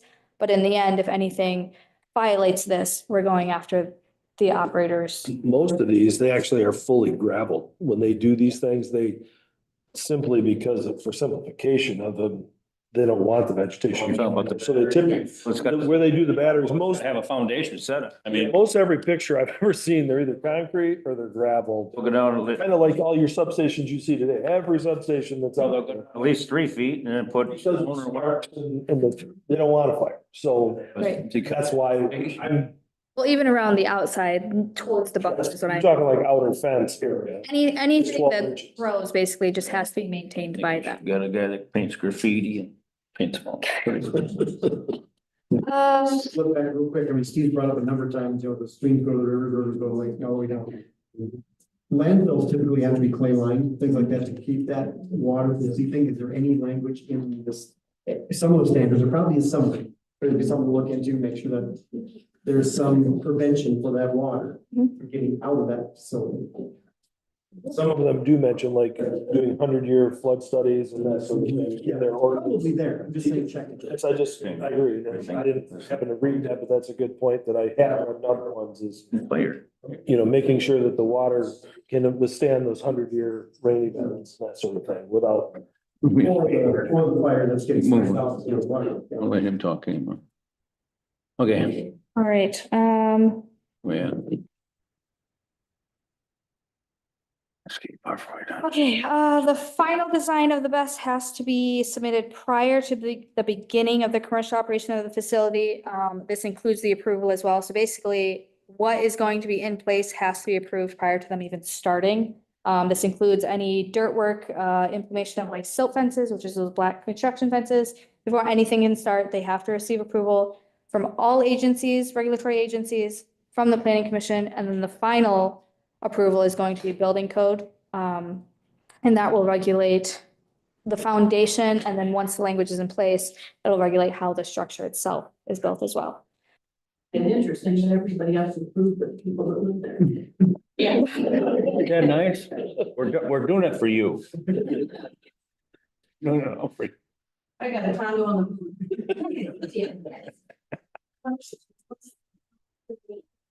They have to, supply. Was that the maintenance plan we just covered? For the vegetation, yeah, just the vegetation. Yes, yeah. The maintenance of those. So Does that. And I thought, was they have to have people hired to do the maintenance, right? They would know exactly what needs to be done if there's an emergency. Why do they not have their own emergency system? There's enough in each county. They could be strategically in the middle of these few counties and if it's gonna burn for 3 days, maybe they have an hour drill. In charge of their own. We've got enough emergency. Why kill our people? And I don't know how, and at this point, I can't tell you whether they do or not. I know pipelines do that. Like Wolverine Pipeline, what was that had a leak out here? Our emergency, right away, our drain commissioner got involved, our emergency manager got involved, and they did the initial stopping. Then Wolverine got there within half a day or whatever, get everybody around. They come from Kalamazoo. They come up here and they stayed for 2 or 3 weeks. But the emergency, none of the county people were there. I think Bernie kept an eye on them, but the rest of them, they have a stake at this, all right? And we gotta believe that if an energy company is gonna spend untold millions of dollars, they're gonna turn around and say, well, that's that. They gotta keep it running. Even though they're never gonna really make a dollar, and we all know that, but they still got a lot of money invested. So because they have a lot of money invested. Thanks, Dave. Yeah. Because they have a lot of money invested, they're gonna be prudent and they're gonna take care of things. So on one side of the coin, we gotta work with them somewhat, but at the other side, and I think by what we put out, they're gonna understand. They're gonna have to really buck up to do these batteries because I don't understand them. All I know is I'm afraid of them because of what the bad things I've heard about them. And please, please, please, if they can convince me that they're gonna be the greatest thing since sliced bread, we're gonna have to bring an army with them because I haven't figured it out yet. When I see these car, the electric car is burned down in the middle of the highway. They can't put the fire out. But what's the difference between that and that building? Building, I mean, a whole lot bigger. Well, It's gonna burn a lot hotter and a lot. that's my problem. If they got technology, fine, I'm willing to listen to it, but I don't want to put our friends and neighbors into a situation where it's a bad. And they're gonna have to, with Billy Graham to tell me it's gonna be all right, because otherwise, prove it to. So yeah, that's a legal question you can ask, and we can also see if that is something All right. that's implemented. It might be something that I would see them doing would be that they would have one for like different districts of Michigan. Because if you only have like, say, one site here, one site in Clinton, that kind of thing, you wouldn't move a whole team kind of thing. They would most likely do a team for like, say, these 3 counties kind of thing. But it's definitely something that we can look into and also see the legality of adding that clause. I think it's a great idea. A lot of that stuff will be taken care of. I mean, we don't take care of the wind turbines. They do that. They take care of it. The maintenance on the solar plant, they take care of all that. I mean, we don't do that. She's talking about emergency first. Well, the same thing's gonna happen, just like and I'm sure they're gonna have they will have an emergency response plan. They're gonna tell us how they're gonna do it. Because we're sure not gonna do it. We might be the first responders, because that's what we do. But we're not gonna be the caretakers of the problem. It's not gonna happen. You got a real good point going there. Why wouldn't you get somebody from these battery systems in here to explain everything to you before you approve anything? Well, that's probably the next step. After we can decide kind of what we want to do, then we'll get the principals in here. They're gonna have to convince us that it's gonna be okay. To make it fair, what we do would be to probably just post a notice as well as invite people that we know from these developers and companies and let them know that this is the situation. What they did with the last wind turbine project was they actually had a panel of 12 like experts, third-party experts, and then also their team specifically that was there to answer questions for the planning commission for that project. And that's something that the planning commission can request, not necessarily that they bring in 12 experts per se, but they can bring in their people. We can ask additional third-party people who don't have a stake in the claim to also answer these questions, whether it's people from MSU or U of I M. like that. It's not guaranteed that they would come, but it doesn't hurt to invite them. Would they be fiscally responsible? Things didn't work out? Are they in the game that much that they would put their bankroll? Oh, certainly. Bankroll on it? What, for what? The developers? Oh, certainly. Yes, they're responsible fiscally for all of it. And that's where the liability insurance comes. Because groundwater keeps saying it's gonna be done. That's the liability insurance. Responsible. It's for the liability insurance and the decommissioning money if there's. Now, we hope and pray to God that would never happen. But if it does, I'm sure there will be a contingency in there, you know. But yes, that language, that's for that liability insurance. You know, we have dealt on and off for these energy people since 2010, I think.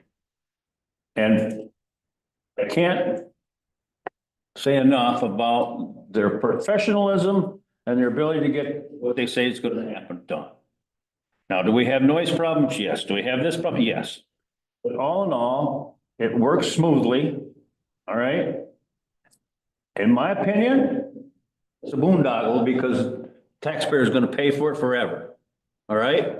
But at the end of the day, unfortunately, the way the world works now, if you're not collecting the money, you're not getting the money. So this is kind of like the way it all started out as well.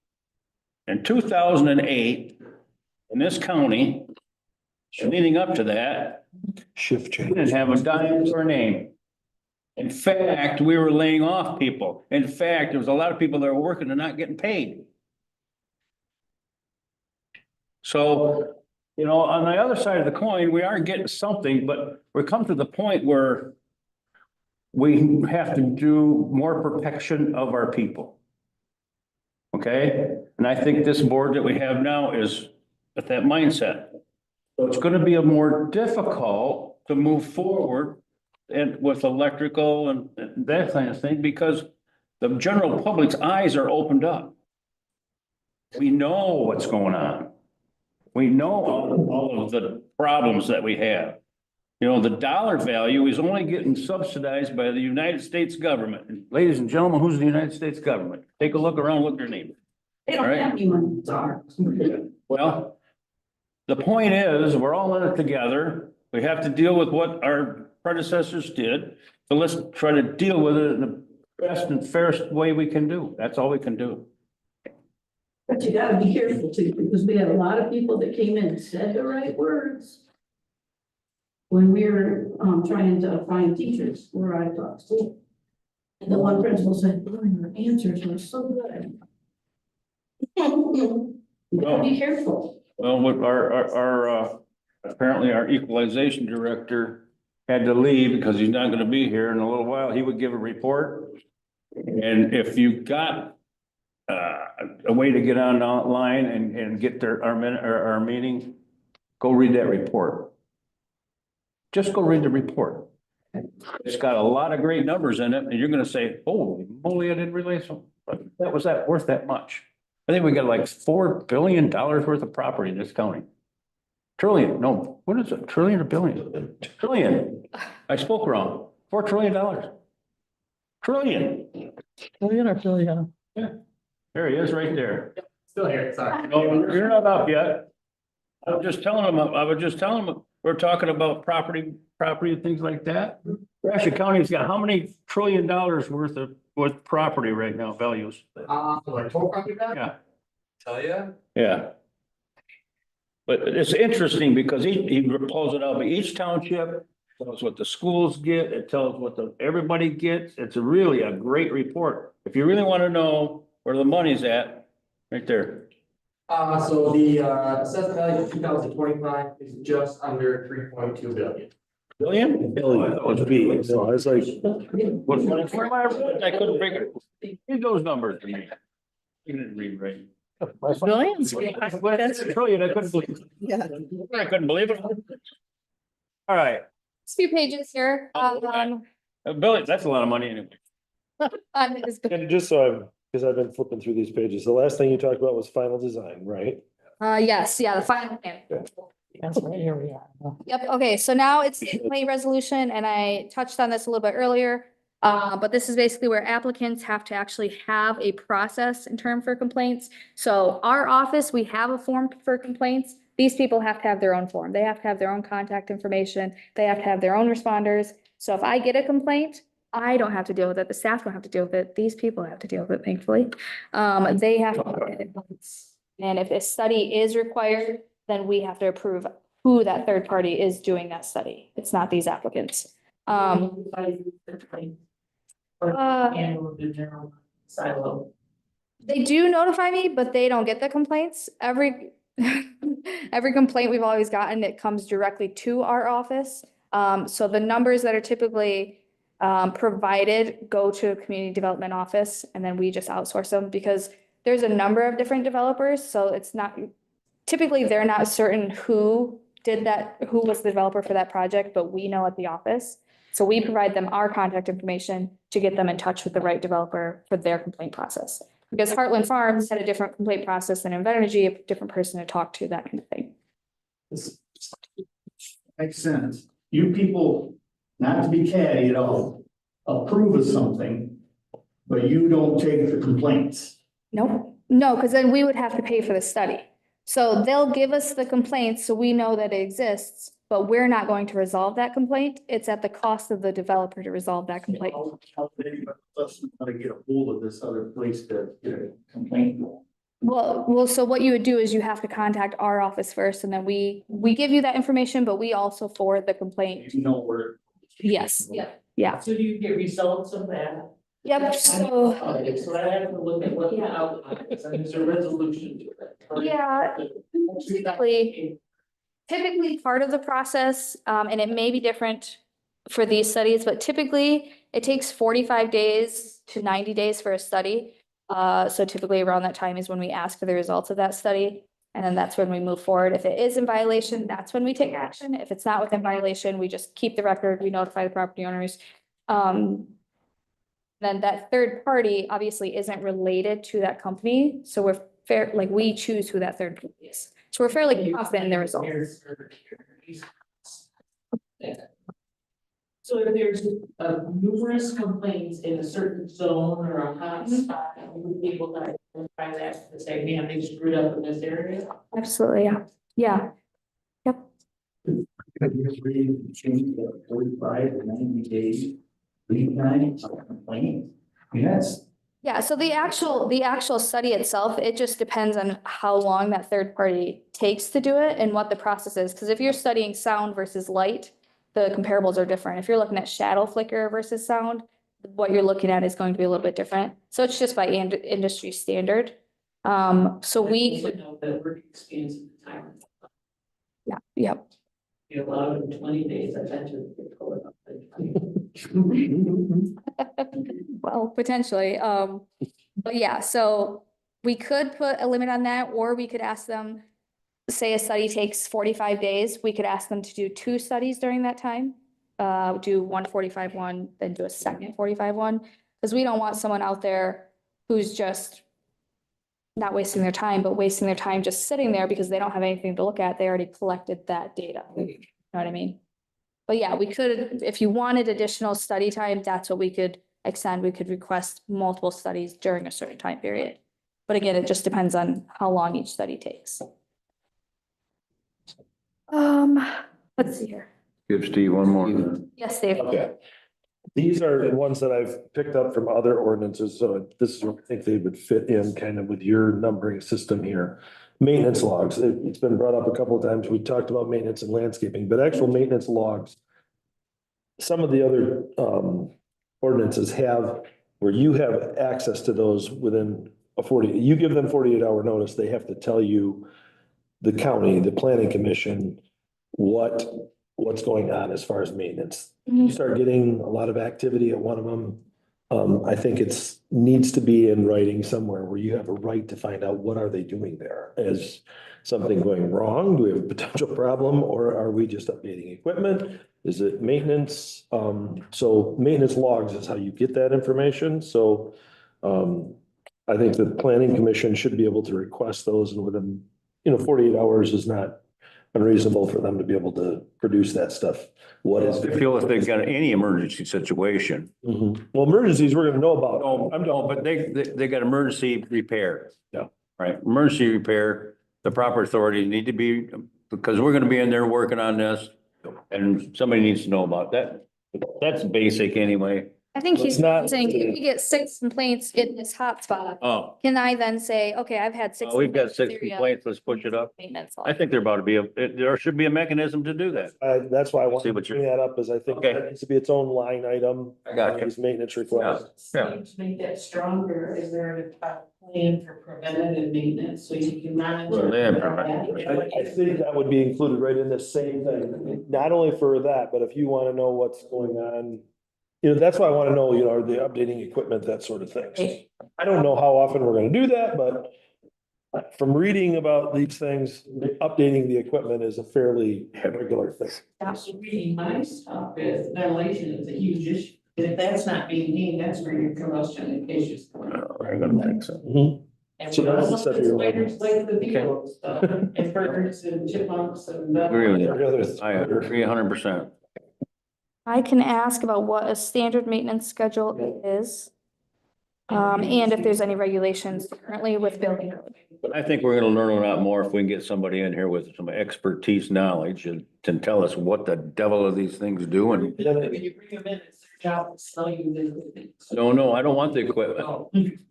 I don't want to buy any of it. Not- Make sure damn thing don't blow up. Another line item was, that I didn't see in here, was soil testing. That there's, we did like photos and what the land looked like. I think it's important to test the soil before we start a project. And then there needs to be a process in place for doing your phase 1, your phase 2, and then heaven forbid, there's something that shows up in, phase 2, that there's it's written right out, clear as a bell in the ordinance that we're going to do a phase 3, and then, Benchmark. Exactly, and those are gonna come into play more so if there is an emergency incident that occurs there. Cause you have a whole site, you have 10 acres of these things, it's gonna look like like the picture she used or this picture. But if one of them catches on fire, the whole thing hopefully won't burn. It'll be one. Well, then you have to have a testing process in place to test the soils to make sure, because if this is gonna be here for 30 years, I don't wanna wait 30 years for that to go into our groundwater.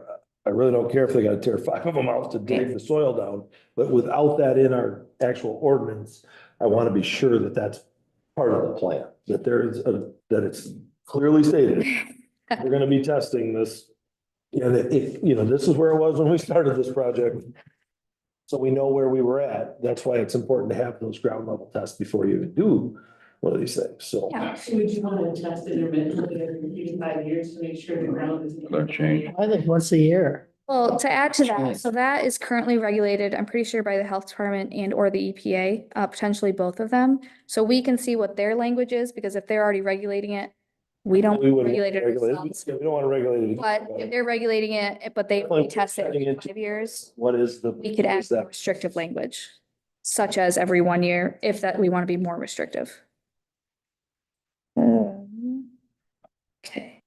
Well, it was only, and I don't, like I say, I don't know how these work. But if there was ever to be a spill, we need a benchmark of what it was. Yes, Then it's just like taking tanks out of the ground. exactly. Guess what? Same thing. Test it again. Yep. You test it till it didn't have any more. I mean, it's simple. I'm sure there's a standard for it. The enforcement part of it, Environmental could help you on that too. Yeah. any person, entity, or corporation that's in violation, this falls under a municipal civil infraction, and then any other penalties in the zoning ordinance of Michigan law. County zoning administrator has the right to inspect the premises upon providing the owner or the operator of the best unit 48 hours notice of the planned inspection. Typically with zoning administration, we're not allowed to go on someone's property if they tell us that we can't. With special land use permits, it's just written in that with proper notice, we could access it. Personally, I'd like to see that say 24 hours, because you can do a lot of things in 48 or 24. You gotta. I just personally, and that's some other people have that, and that is something that's actually changed in some of these ordinances where incidents have happened in other states, that they've decreased that length of time for an inspection to come in. Because if you leave too much window, you change a lot of things. How many did you say, 24? I suggested 24. If somebody else said 12, but 12 is pretty difficult with the daylight, you know what I mean, the time of the day. I get it, but I did it. I know all about it. You did too. I know. All about it. So. You have it in here that the county can't shut down a non-compliant business. Well, any special land use permit, any project that's in non-compliance, we could shut it down. And that's just standard. Just because it's not in compliance, we want to make sure that they either brought into compliance or that it's eradicated if they don't want to bring it into compliance. So this is the part where the false report of an official complaint comes in. And this is protection for I would say the owners, but also for our office. So anyone who intentionally makes a false complaint or intentionally causes a false report of a complaint of a violation of this section, is in charge to the official in charge of enforcing the ordinance. So basically, if they make a false complaint to me or to Bill, knowing that it's false, then they're guilty of municipal civil infraction. So the gentleman who was just saying it was loud, just because he didn't want him in his backyard, he would have been charged with a civil infraction. That language is not in the wind ordinance, and it wasn't part of that resolution for that project. And that's why we added it in here, was because we were having issues of false reports. If the county zoning administrator determines that a battery energy storage system fails at any time to meet the requirements, this is what Sheila just touched on, and that if it poses a potential safety hazard, then the facility owner or the operator has to shut it down within 48 hours of notice by the zoning administrator, and then they can't operate it, they can't start it, they can't restart until the issue that was identified has been corrected. How come that can be immediate? How come that can't be immediately shut off? You got a problem? Okay. I mean, why do we have to wait 48 hours? My guess is because they're not located within our county. That's their problem. I mean, you gotta have a, We have to provide. there's a reasonable problem, notice. actually- That's the only legal part is we have to provide reasonable notice. We can't just say, get down here in 12 hours, these, kind of thing. You just say they have 48 hours to respond. No, they have 48 hours to shut it down. yeah. So I mean, technically that's where. Let's go out sparks and Yeah, everything else have it all. down around for 48, no. They'll know within a nanosecond whether there's something wrong with that thing, because it's gonna send something to somebody's computer. But George, it's about compliance. And they'll shut it down right now. It's about non-compliance. Well, it's also a safety hazard also. You mean? So if something does go off, that's part of the mitigation that's earlier on, where they have to have sensors, they have to have the alert systems that tell you if something's wrong with your system. I mean, I don't know what kind of systems, but they have something that's industry standard to alert them. Maybe it's AI, maybe it's something that's Well, not AI. The mission that takes 48 hours to drive. no, it takes two at the most. Unless you're going up to Iron Mountain, then it'll take a little while. 48 hours is So, generous. I could tell you right now, every wind turbine's out there. There's a little guy sitting in a little house somewhere and he's got all these dials and all this other stuff. He knows every turbine in there and what it's putting out. We saw our emergency response and they leave just as quickly as. So they're, We don't want them, Be treated any No. different. we don't want them to shut it down.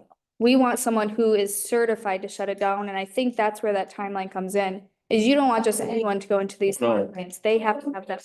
but I think your point is, and it's well taken. If you spot an emergency, this guy, or this person, I shouldn't call it a guy, this person that's running this data center, let's put it that way, and they're gonna notice immediately if they have a problem with one of their battery boxes. And I'll guarantee you they'll shut that thing down now. Mhm. It'll be shut down now. And I guarantee you they'll send a crew, depending on the emergency, they're gonna send out there. Now, the timeline is, to me, irrelevant. Because what they're gonna do is, they got millions of dollars involved in this stuff. They don't want an accident and they want power. Their incentive is to get power. So they're not gonna let things set. I'm gonna tell you right now. And I don't even know anything about it, but I know enough about computer systems and I know enough about data and that type of thing. It's now. So if they have a problem, it's now. Now, if it's an ongoing whine or something like that, and it's out in that battery area, fine, I can understand that. But if there's an emergency, and that's the way I read it, or you're talking about, it's done. They'll get it. But It's basically anything that needs to be fixed. It can be a safety hazard, it could be they have trees down or trees that are dead kind of things. Well- Anything that doesn't meet compliance with the ordinance, they have to. can we divide that up between safety and, They need to respond, but it doesn't have to have a resolution for data. So well, I call, you've got X amount of hours to get somebody on site to evaluate the risk it is to our community, and it's a voluntary. I think we're talking about two different things, Those are Bonnie. included, that information would be included in the emergency. I'm talking about safety and the other things. The other things, 48 hours, if you got, a loose pant, that's one thing. I'm talking about safety, and we're talking about batteries here. The battery goes bad, in a nanosecond, they'll shut it off, and I'll guarantee you they'll have somebody here within, I don't know how far they're away, but I'm gonna tell you, they're gonna be no more than an hour away. All right, and they'll be here. I think the other resolution is the nuisance resolutions, like maintenance and stuff like that. And if they're told something, then 48 hours, I think is very fair. But emergency, they're gonna take care of that. Okay, so we'll split these. But I think I'd split it up. And you want 24 hours, which I guess I add legal next to that to ask them if there is a minimum time restriction that we can put on. But do you want 12 hours, 24 hours, 36 hours for the safety hazard portion? For safety hazard, within 2 hours. I will Put it in there. I will, but that's the one that's a little legal, so do we want multiple? fine. I want multiple Well, then let suggestions. them tell us what we gotta have, but let's push them. On the other stuff, 48 hours, I don't think anybody here has a problem with that because you got maintenance, that's not a problem. No, I'm saying legal though is not gonna tell us, they're just gonna tell us 2 hours isn't enough, what's your other suggestion? So that's all I'm asking is just additional suggestions. 3 hours.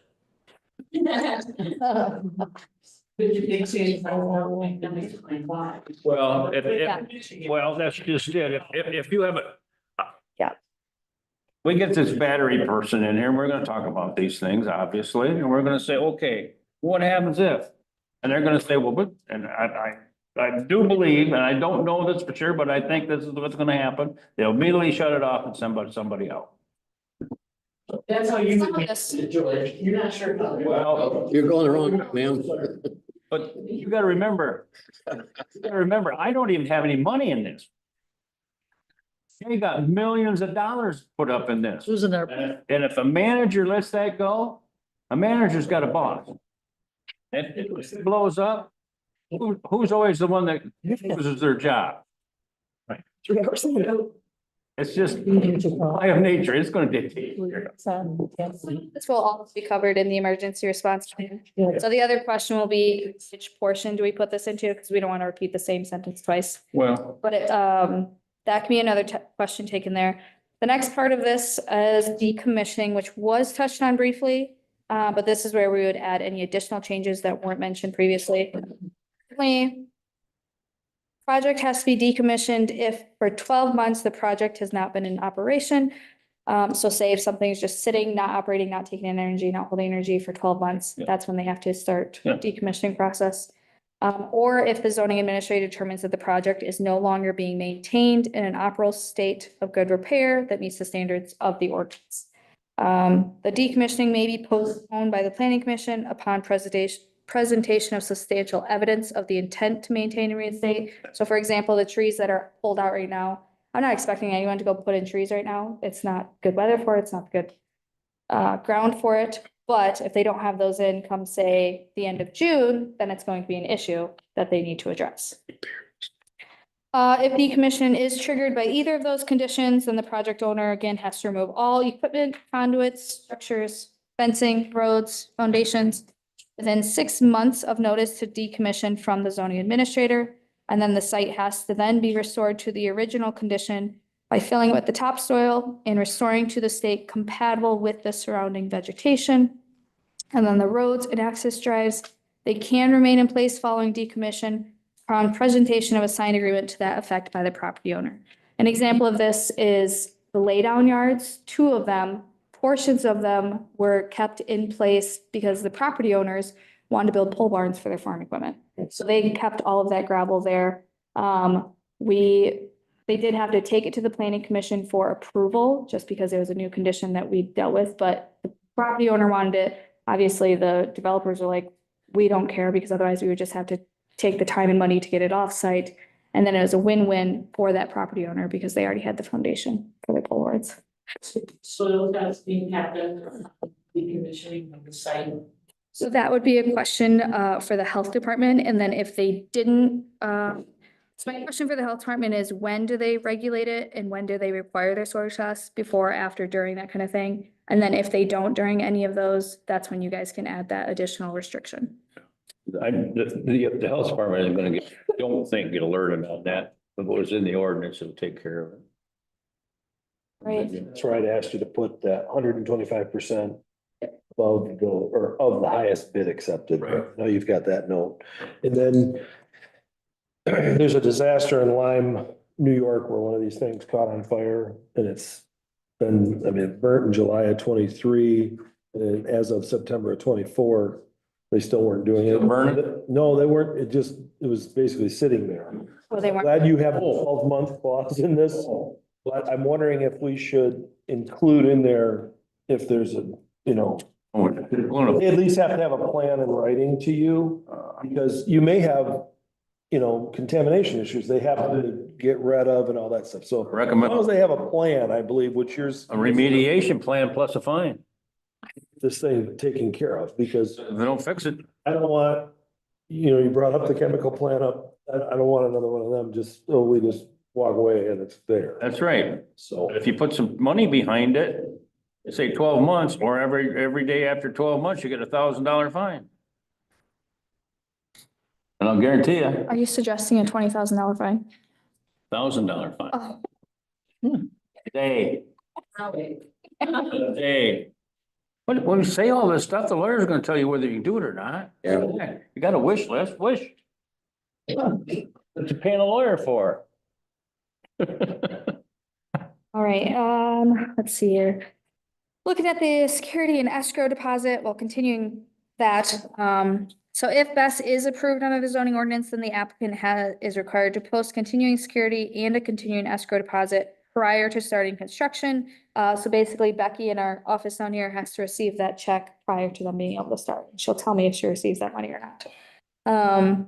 Which shall remain in effect until the battery energy storage system has been finally decommissioned as provided below. So that $1 million that George was talking about, that goes into the escrow, again, that's just the number that's thrown out there. That's determined for each project. That stays in an account, until that project is gone. So. Continuing security, one of the things I didn't see in the decommissioning was, just like you talked about at the beginning, they just did Polaris on its 5-year review. It does not stipulate in here how many years. I would like to see it reviewed every 3 years, especially right now due to how fast this stuff is evolving. I think we have to, it has to be tighter than the winds and. Well, that's technology is not gonna change, but these things could be. Yeah, so that's why I think a 3-year review to make sure we have the 125%, you know, because the changes could be astronomical. absolutely. No problem. We done? Ah, so close. We still gotta go to letter O on our. These people can all go home. Remember, get a meeting to do yet. So again, what I just mentioned is that the funds have to be available prior. The monetary amount that is placed within it is estimated by the county. I'm pretty sure this is estimated by a lawyer by the county, because I couldn't tell you how much you would need to decommission this. A consultant of the county does the work, tells you what the legal fees might be, what the fees of decommissioning itself might be as of now, and that's where Steve is coming in, where that can be reevaluated in 3 years. Because the way cost of construction has varied, you know that the cost of decommissioning is going to vary. So if we reevaluate it every 3 years, it'll cover our end to make sure that these projects aren't just sitting there. The fees that escrow account covers are fairly standard. It's county attorney, county planner, county engineer, any reports, studies by the county. If the county is required to remove and do the work themselves or hire someone to do so, it covers those. It can cover, if lawful, the applicant can then also pay permit fees equivalent to the estimate of all reasonable costs and expenses. Our permit fees, we haven't evaluated one yet for the battery storage systems, just because we don't know everything that goes into it yet. But for wind turbines, it was $10 per square feet is how we estimate the estimated construction value. And then that goes into our calculations and that calculates the permit fee. So for example, one of the projects for one turbine is $1,500 for one permit. That covers all of our fees, all of the documents and permits that they receive. It covers all of the inspections, the time that it takes for our inspectors to go out there and make sure that these people are actually doing what they need to do. Failure to keep the financial security and escrow deposit in full force and effect at all times while the BSS exists or is in place is considered a violation, and then they'll be handled accordingly. They do have to provide a community impact analysis. So this is a document that identifies impacts of the project on community resources such as first responders, on the services, and this can be including but not limited to, and this language comes into effect if we want to have additional regulations specific to a project, depending on the location that they're at. If they need additional resources, and we know that that might happen, that's when we put in the language that they have to cover those resources. So this could be roads, fire protection, police protection, emergency medical services, public drainage systems. We want to know how all of that's going to be affected before it's approved. And then they also put in the application how the BESS is going to ensure that these impacts on the community resources and services will be addressed by the applicant and not on the county. So the fact that there's going to be training provided and funds provided for any equipment that these first responders might need. That's an example of they have to provide what the community needs to meet their needs for their project. We don't want to take on the cost of that, whatever it might be. This is where I also had another mention of that liability insurance. I know we talked about it earlier, but this may be an area that you guys are the ones that write these, and I just want to make sure that it is in there either where we mentioned it previously or because you're talking about similar things in this part of it. So I put that in there about the liability insurance. So number 17 kind of covers a lot of what you guys are talking about that is covered by other regulatory agencies, which is ordinance requirements. So requirements imposed in this section specifically are in addition to any further requirements imposed on battery storage systems by other county ordinances or other zoning ordinances generally. So like the fence regulations that's in our current ordinance, that's going to apply to these projects as well. And this is where the language would be included for all of those other regulatory agencies that we can add, think of, which we have a very extensive list. Basically, at the end of each agency, we would say, and any additional changes as they come forth, because ordinances and laws change as people want them to, kind of thing. So we want to make sure that we're up to the most dated ordinance or language or regulatory instances when a project comes in. And that's where all of that language would go into. Since you brought up fencing, Yes. can that be updated in our other in the ordinances that are there? I know you're familiar with this, but if you drive down Grant Road and you look on the north side of the road, and then you look on the south side of the road, they were built the exact same time and the fences don't match. Yeah. You don't have consistency in ordinances. That's why I want the county to have some form of clause in there, that can be something that is brought up so that I think it looks ridiculous myself. They build them at the exact same time. And you look out this window of the car and you look this side of the fence and you look out this window of the car. And it, Where's that at? I'm going to go see that. But you know when you got to Washington Township, don't you? We just can do, make sure that you do something, because we talked about earlier, we talked about chain link fence and you know what I mean? That is what is around your substation. You drive by the substation, is this gonna be handled the same where it's gonna be We don't know. around the entire battery thing, or are we gonna have?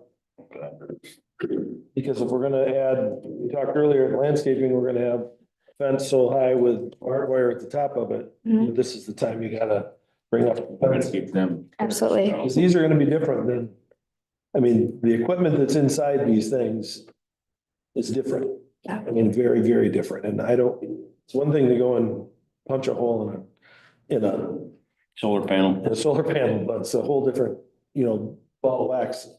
Like she was talking about, it doesn't take much to start triggering one of these thermal effects. You know what I mean? There's gonna be all these air handling units on the outsides of them. You wanna keep people out of them, so I'm not sure a fence. I don't want the same fence that's around the solar. Because it's actually a fairly short fence, you know what I mean? So the deer can jump over it and all that stuff. I don't believe you're gonna want. I believe with around solar, this thing anyhow. they had the option of a fence or vegetative, and one of the regulations was that they do include a fence, even though it's not required typically. With our current ordinance, I can give you what the standard is, and then if you want it to be more restrictive, specific to best. I think it only makes sense that you're putting something totally different. This isn't, I think it needs to be taller. And personally, I think 8-foot electrified fence.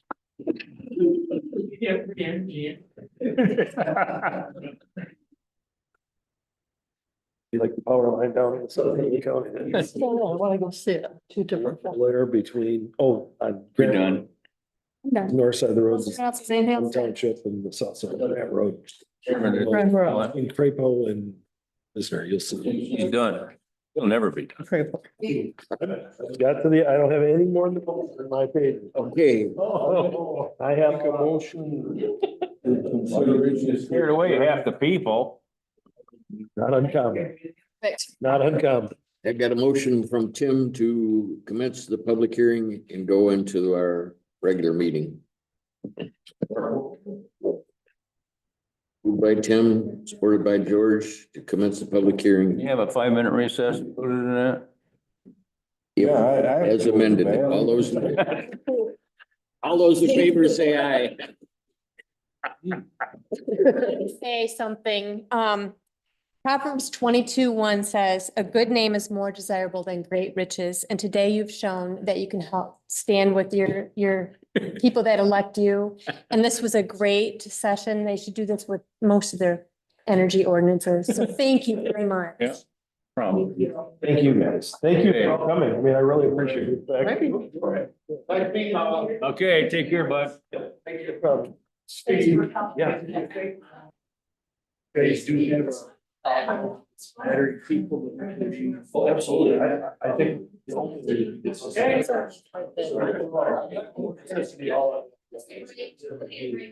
just like. Good to see you. I'm not sure this one because again, that conference. Yeah, the conference. I think that- Hoping that they'll follow. Yeah. Really good one for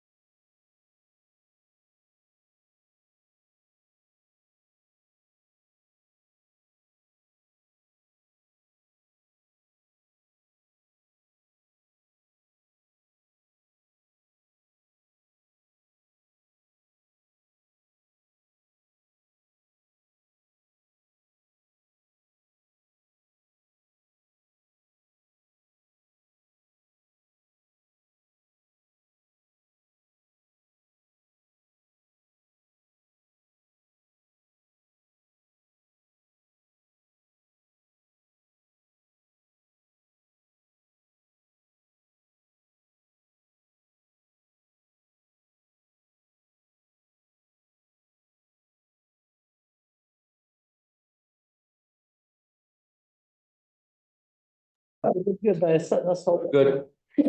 All good. We back on? Okay, no swearing. Okay, I motion that we should consider the consent calendar. Okay. Moved by Tim, supported by Steve to approve the consent calendar. All those in favor, say aye. Aye. Motion carried. Administrators report. Okay, so I am in the midst of my workman's comp audits. I'm feeling really good about it. So there's just a couple last things that I need to put together for that. Our department heads have done great in this last year, making sure that we had all of those reports that are needed. The Parks and Recreation seasonal work, that posting closed yesterday. John is going to be starting to reach out to those applicants to get interviews scheduled for next week or the beginning of the week following that. Sheila, Yes, we have enough? yes. Peters? He's feeling quite good about that. Good. We have just received the Gratiot County landfill methane monitoring report. And that sounds exactly like what Tony said. So if you'd like to It's a look, whole bunch of numbers on a piece of paper. so if you'd like Would to be look, absolutely nothing to you unless you're a scientist. Okay. if you would like to look at that, Tony has that and can walk you through that. So he just wanted to make you aware of that. Soil erosion has an audit by Eagle. This is typical and they are prepared and ready for this. Permits office will be closed on April 29th so that they can work with that auditor. And so just wanted to make you aware of that. The last thing, so the material management plan, originally we thought we were just going to be given the money to be able to do the project, and then it changed into a reimbursable grant. Just yesterday, we got notice that the state is considering giving us some of those startup funds rather than it only being a reimbursable grant, which is a great thing for Gratiot County because we don't currently have a program.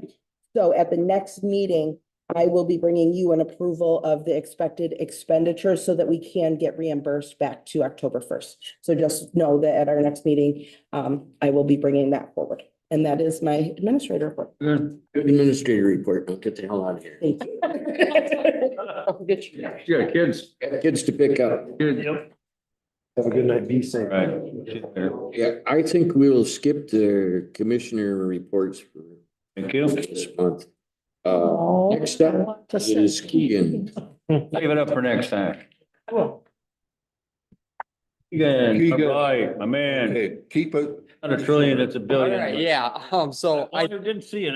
I couldn't remember. All right. Make it that many pages short, right?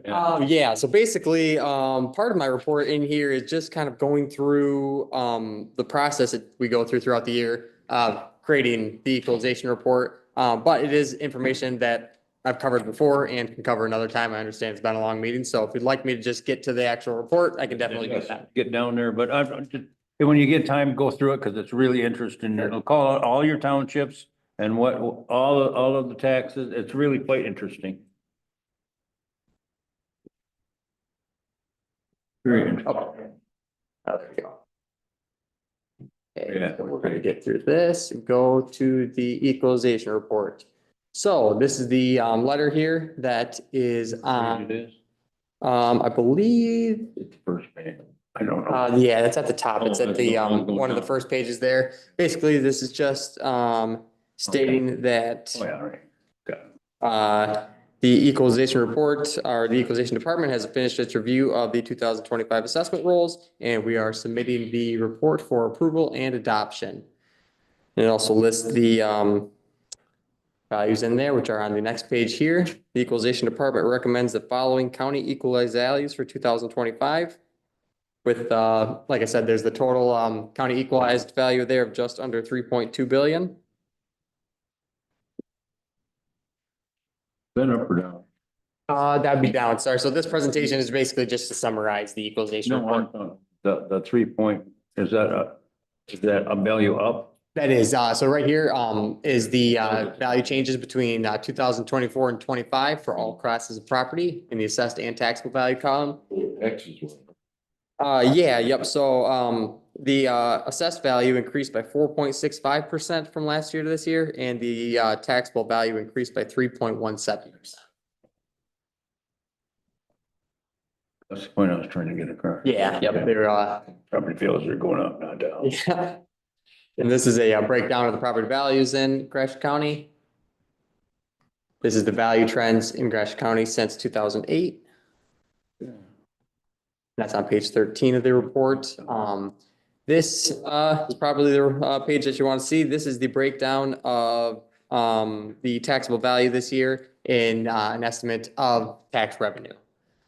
So these are different millages, and this is the estimate of what this year's taxable value will bring in according to those millages. So at the bottom, you can see there's a total of 17.5 million. And then I put in the total below that. I tried to get an estimate of the different exemptions and things like that throughout the county. And so that just over 17.4.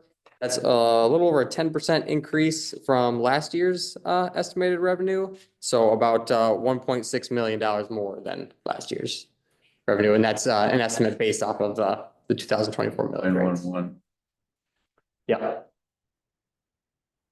So page 16 through 40 of the equalization report is just a breakdown of each individual township and the assessed value and taxable values. And following that is a school district report. Basically, it's breaking down the values in another way by school districts. And for 2025, most townships did see a positive increase in value, but a few did have a negative. That's because of the turbines. So yeah, that's mostly because of depreciation property. Turbines decreasing, the value is going down, so therefore they don't take in it. Yeah. The last report in here is the basically this is the report that needs to be signed and turned into the state. It's called the L 4024, and it shows each of the recommended county equalized values throughout the county. This report is signed by the commissioners and then submitted to the state tax commission to show that county equalization has been completed. And that is all I got for that report. I don't know if anybody has any questions or anything like that. Board action. Just on our, you and I have talked here last month or so. Anyhow,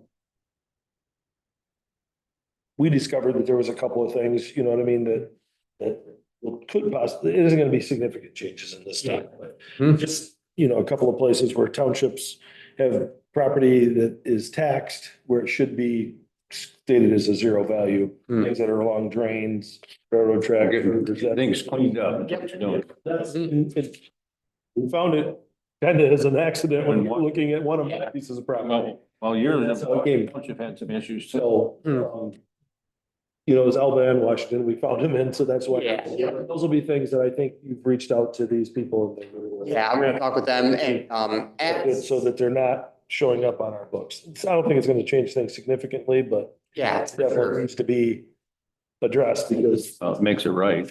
Yeah, it makes it right. Yep, That's the point. as an equalization department, we do not have any authority to tell the assessors basically what they can and can't do. The only authority we have is to, if they are not within the accepted ratio of their classes, we can add a factor to them. But we have good working relationships with all the assessors, so it'd be more of a recommendation on our part, but. Assessors want to be right too. So.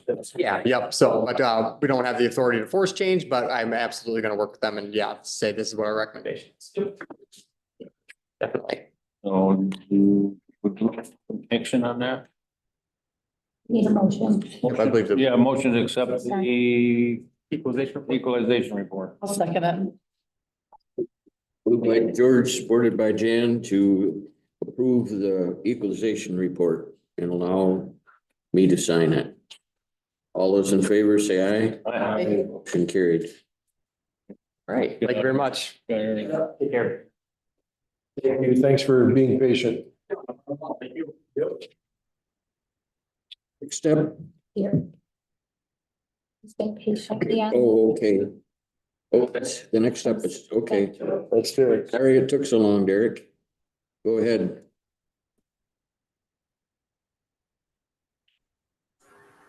Hey there, can you hear me? Hey, well, commissioners, thank you so much. I will try not to take up too much of your time. I know it's been a long meeting here. My name is Derek Mathis. I am here on behalf of Charter Communications, or Spectrum. to request a letter of support for our BEAD application in Gratiot County. I guess I'll just start as an overview of Spectrum. We are a telecommunications company. We offer 4 services. So we offer high-speed internet, video services, mobile telephone, and traditional landline services.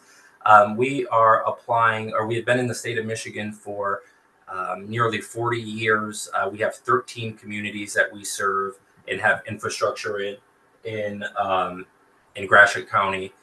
Gigabyte speeds in the works. We have, and just in terms of a countrywide, we have over 95,000 employees in 32 different, in 41 different states with 32 million customers. So we are a large company. We've had a lot of success both in the federal grant space and the state grant space as of recent, but really before the last 5 or 6 years, all of our investment has been through private capital. So again, here today to request a letter of support, see if you guys had any questions. I know you guys are familiar with BEAD from maybe the last meeting. Another provider had requested a letter as well. What I would just say in regards to BEAD is a program from the federal government. The state of Michigan got roughly $1.6 billion to expand high-speed internet to unserved and underserved areas. And certainly there's quite a few of those in Gratiot County. So happy to answer any questions. Happy to be here.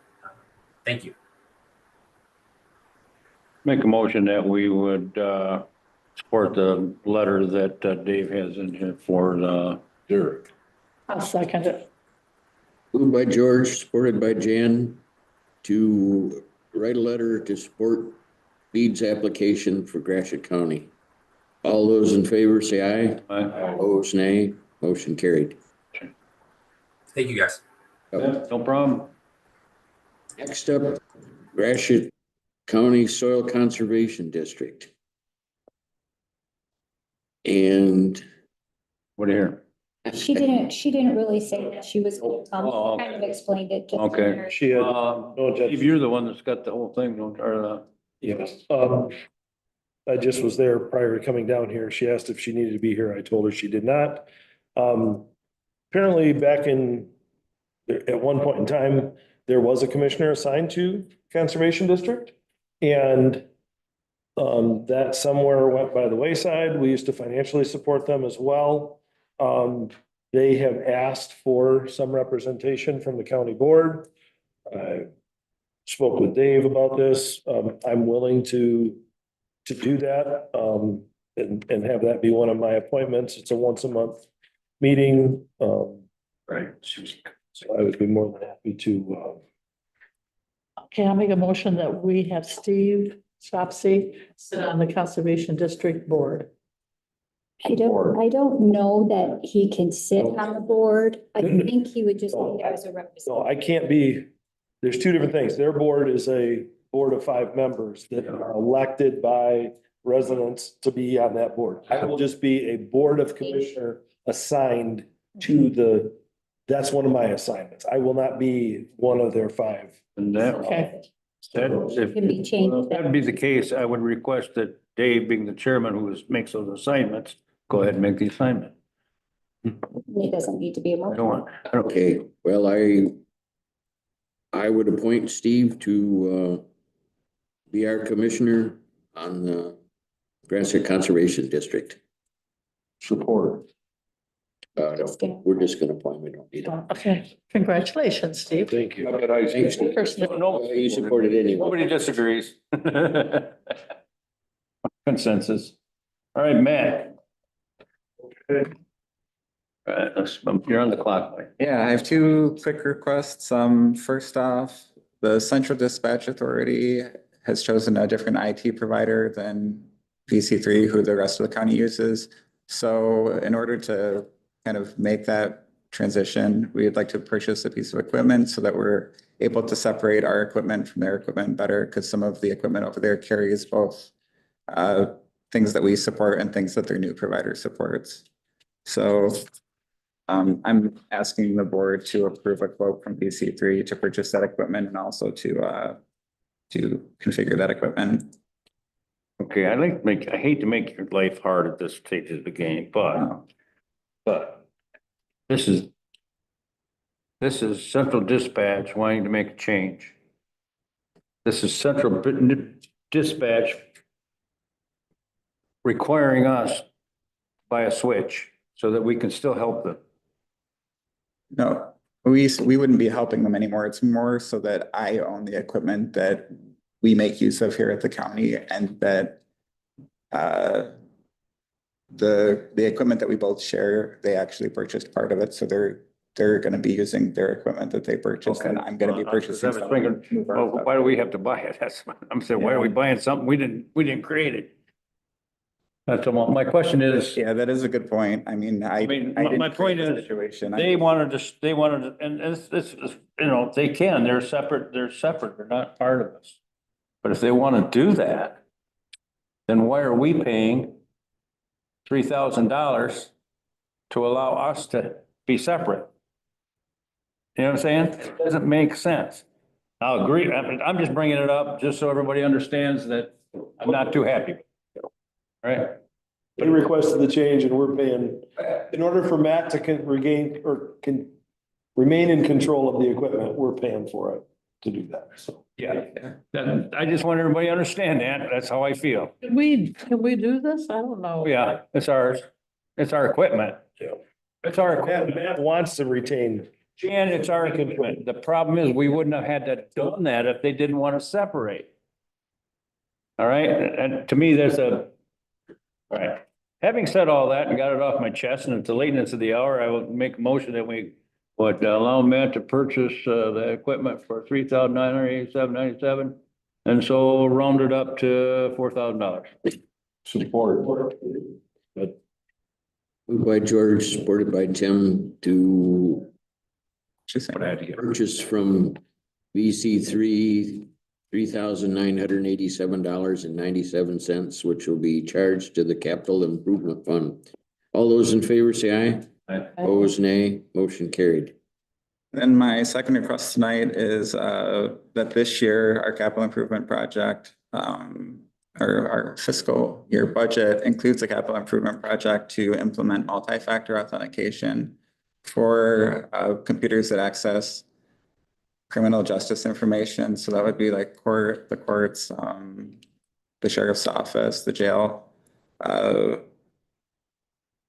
And basically what happens is when you log into a computer, not only do you have to provide your username and password, now users would also have to provide a second factor of authentication, which is typically a code that a phone displays on it. It's similar to when you log into online banking, they always text you a code to make sure it's you, so that if somebody takes your password, they can't get into your account. Very similar thing. Oh, that's already in the capital improvement plan, isn't it? It is, yes. So what we're doing, allowing you to spend the money. You're allowing me to spend the money, and you're also approving VC3 as the vendor that we're gonna be spending on.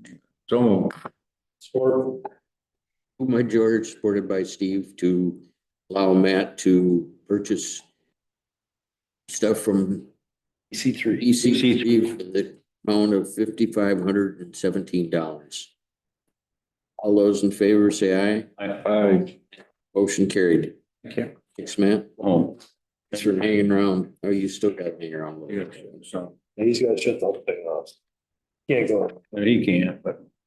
Okay, consideration to appoint 1 5-year term for the Gratiot County Library Board. So we only had one applicant for the library board. Move Nancy O'Brien, These are easy ones. retired teacher.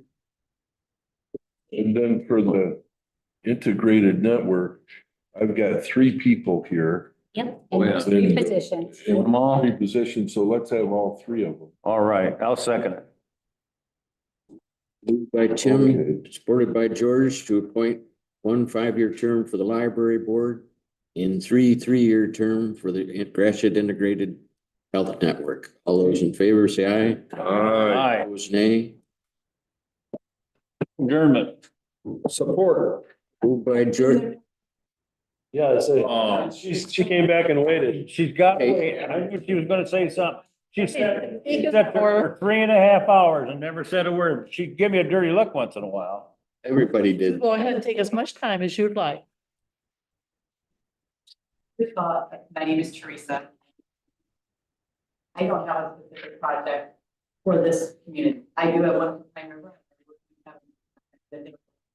So that being said, I'm just here because I was in the area, because I did work on solar projects that are here. It's on the agenda, so I thought I'd come and find out what's going on. Steve, what you said at the beginning about state siting, whether we like it or not. Been siting, I was in the oil and gas industry for a lot of years before I came into the renewable energy. I am a contractor for DTE. I do have a DTE email address, and I work only with DTE because they, in my personal opinion, from everything I've seen, they do it the best. Whether it's wind, solar, or are they perfect? No.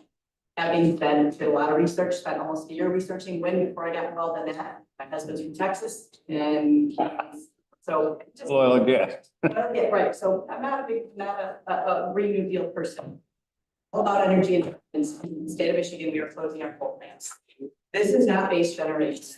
Wind and solar do not provide for base generation. That is still going to be gas. Love to do nuclear, but do you think we could get a nuclear plant permitted in the middle of Gratiot County? I'm supportive. We don't have enough, we don't have enough water. We don't have enough water. My point is that Yeah, no matter what it is, it's gonna be fine. Yeah. So at the end of the day, I look at it this way, like you said earlier, you have 3 options. You can enact a straight PRIA, and. I didn't get that acronym right. That's okay, it's okay, it's okay. Compatible renewable energy. Yeah, yep. This is my day job, so I know. Yep. But you can enact a straight PRIA. You can, which is what some developers out there will probably only work with, okay?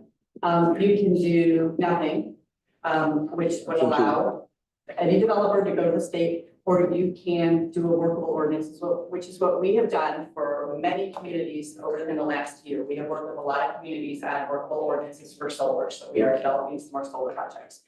We have not submitted any applications for battery. I will tell you that I was very happy to hear that you say if you can bring subject matter experts, and I'm not talking about DTE experts because they're not experts. I'm talking about colleges and universities. There is really good new technology. Spent 6 months investigating this before I would get behind this, because if I wouldn't look around it, I can't get behind it. So that being said, would love the opportunity to provide you with subject matter experts at our cost. Again, recognizing that some people will say, these people are being paid by DT, they're gonna say what DT wants them to say. I'm always open to that. No. So there's a few things that you guys talked about today, though, that unfortunately wouldn't make your ordinance very restrictive. And we don't need to rehash all of that right now, because I recognize that some of the comments, 900 feet, 600 feet, Well, those things don't work. the lawyers are gonna take care of that. 100%, I know that. But I'm going to say that if we ended up doing a battery, and so we all know that we have a solar project in North Star Township. So if we were going to look at right this moment, if you asked me, are you going to do battery here? I would say there could be a possibility in the future that we might look at the solar project in Polaris, which would be North Star Township.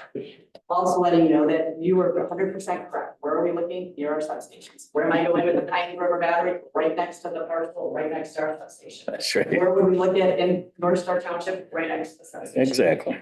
Can other developers do other things and figure out a way to run, lines further away? Absolutely. So I'm letting you know that at the end of the day, DTE is willing to take a look at what you put together. We are probably one of the most conservative where we will say we'll work with something that other developers won't. So your only dilemma is going to be, and I don't know this is going to be a dilemma. Teresa, can you, if we were to do this, can we get how does these batteries get sold? In other words, who's selling them, who's buying them, and who would we listen to? The guy that wants to sell us something, or the guy that wants to tell us about them? Be honest with us. And that is where we are actually reaching out. We are talking to experts at University of Michigan and Michigan State University. They don't have any skin in the game. Oh, exactly. And that's what we're looking for, somebody that just wants to give us what's going on. So there was somebody, and he wasn't there on our behalf in Huron County and presented in Huron County. It was about fire safety. He was actually not there for DTE. Another developer had found that it's an I'm gonna get this wrong, but an ex-fire chief that is now working for a battery company that is really understanding what's happening in the latest change. So understand before we follow their concerns, we want to make sure we can. If we did this, we would probably want to make it a public meeting so that we could understand or Just like tonight, you have to have transparency. That's where you notice, yeah, there were a lot of things that were talked about in here and, you know, it gave Deandra a lot of things for our planning commission to work with, but when you involve your constituents, the people who actually are living out in these areas, and they have at least a voice and they can hear it firsthand, that's what this is all about, transparency, because that's how. something on my friends and neighbor that I don't feel safe. Absolutely. That's how I, That's why I said. That's why I want to find out. that's how I. And I appreciate that. Not everybody's willing to listen in here. And again, that still makes you put in the things that you put in your ordinance. That's what you're. Yep. We did a lot of listening, a lot of talking, but I think we're fair to all concerned, so. Anyways, I just wanted to let you know, I guess I'll reach out to Deandra and then talk about what that would be like. If we wanted to break. Yeah, that would be wonderful. Would like that. Really would. Because I don't like to talk, yes, I like to talk, okay, tell me what it is. And I appreciate that. So that's all I have to say. All right. Thank you very much. Very good. Before we leave, before you hit that gavel, because everybody needs to know these things, and I get to be the person that talks to them on a basis. The audit is progressing along. That's from Mike today. That's which audit? Forensic audit. Okay. Forensic audit is progressing along. The other one, I don't talk. Okay. And I don't know, you know, see, we're supposed to get the stuff back from the state, which is the grant. And I don't know if you all know what happened there. Quickly, I'll explain it to you. $786,000 to put the fuel farm in. All right. The state of Michigan granted us all but 35,000. We had to pay 35,000. They paid the rest. Okay. What happened was they were 2 years late getting that in. So for every period they were late, they got deducted. Well, what happened was they didn't get it out of the grant. So the auditor's sitting here with this and it's sitting this, and the numbers aren't making any sense because we didn't pay that much. Okay, so they want to know where the money went. Well, the money went to them. It just didn't properly get organized. So that's why it went back to the state, and you know how the state works. They were supposed to get it back this week. I'm not next week, but sure. But I'm saying this, hopefully this week. But all they need is that paperwork, and it can be done. Everything else is done except for that. I feel bad because it's happened.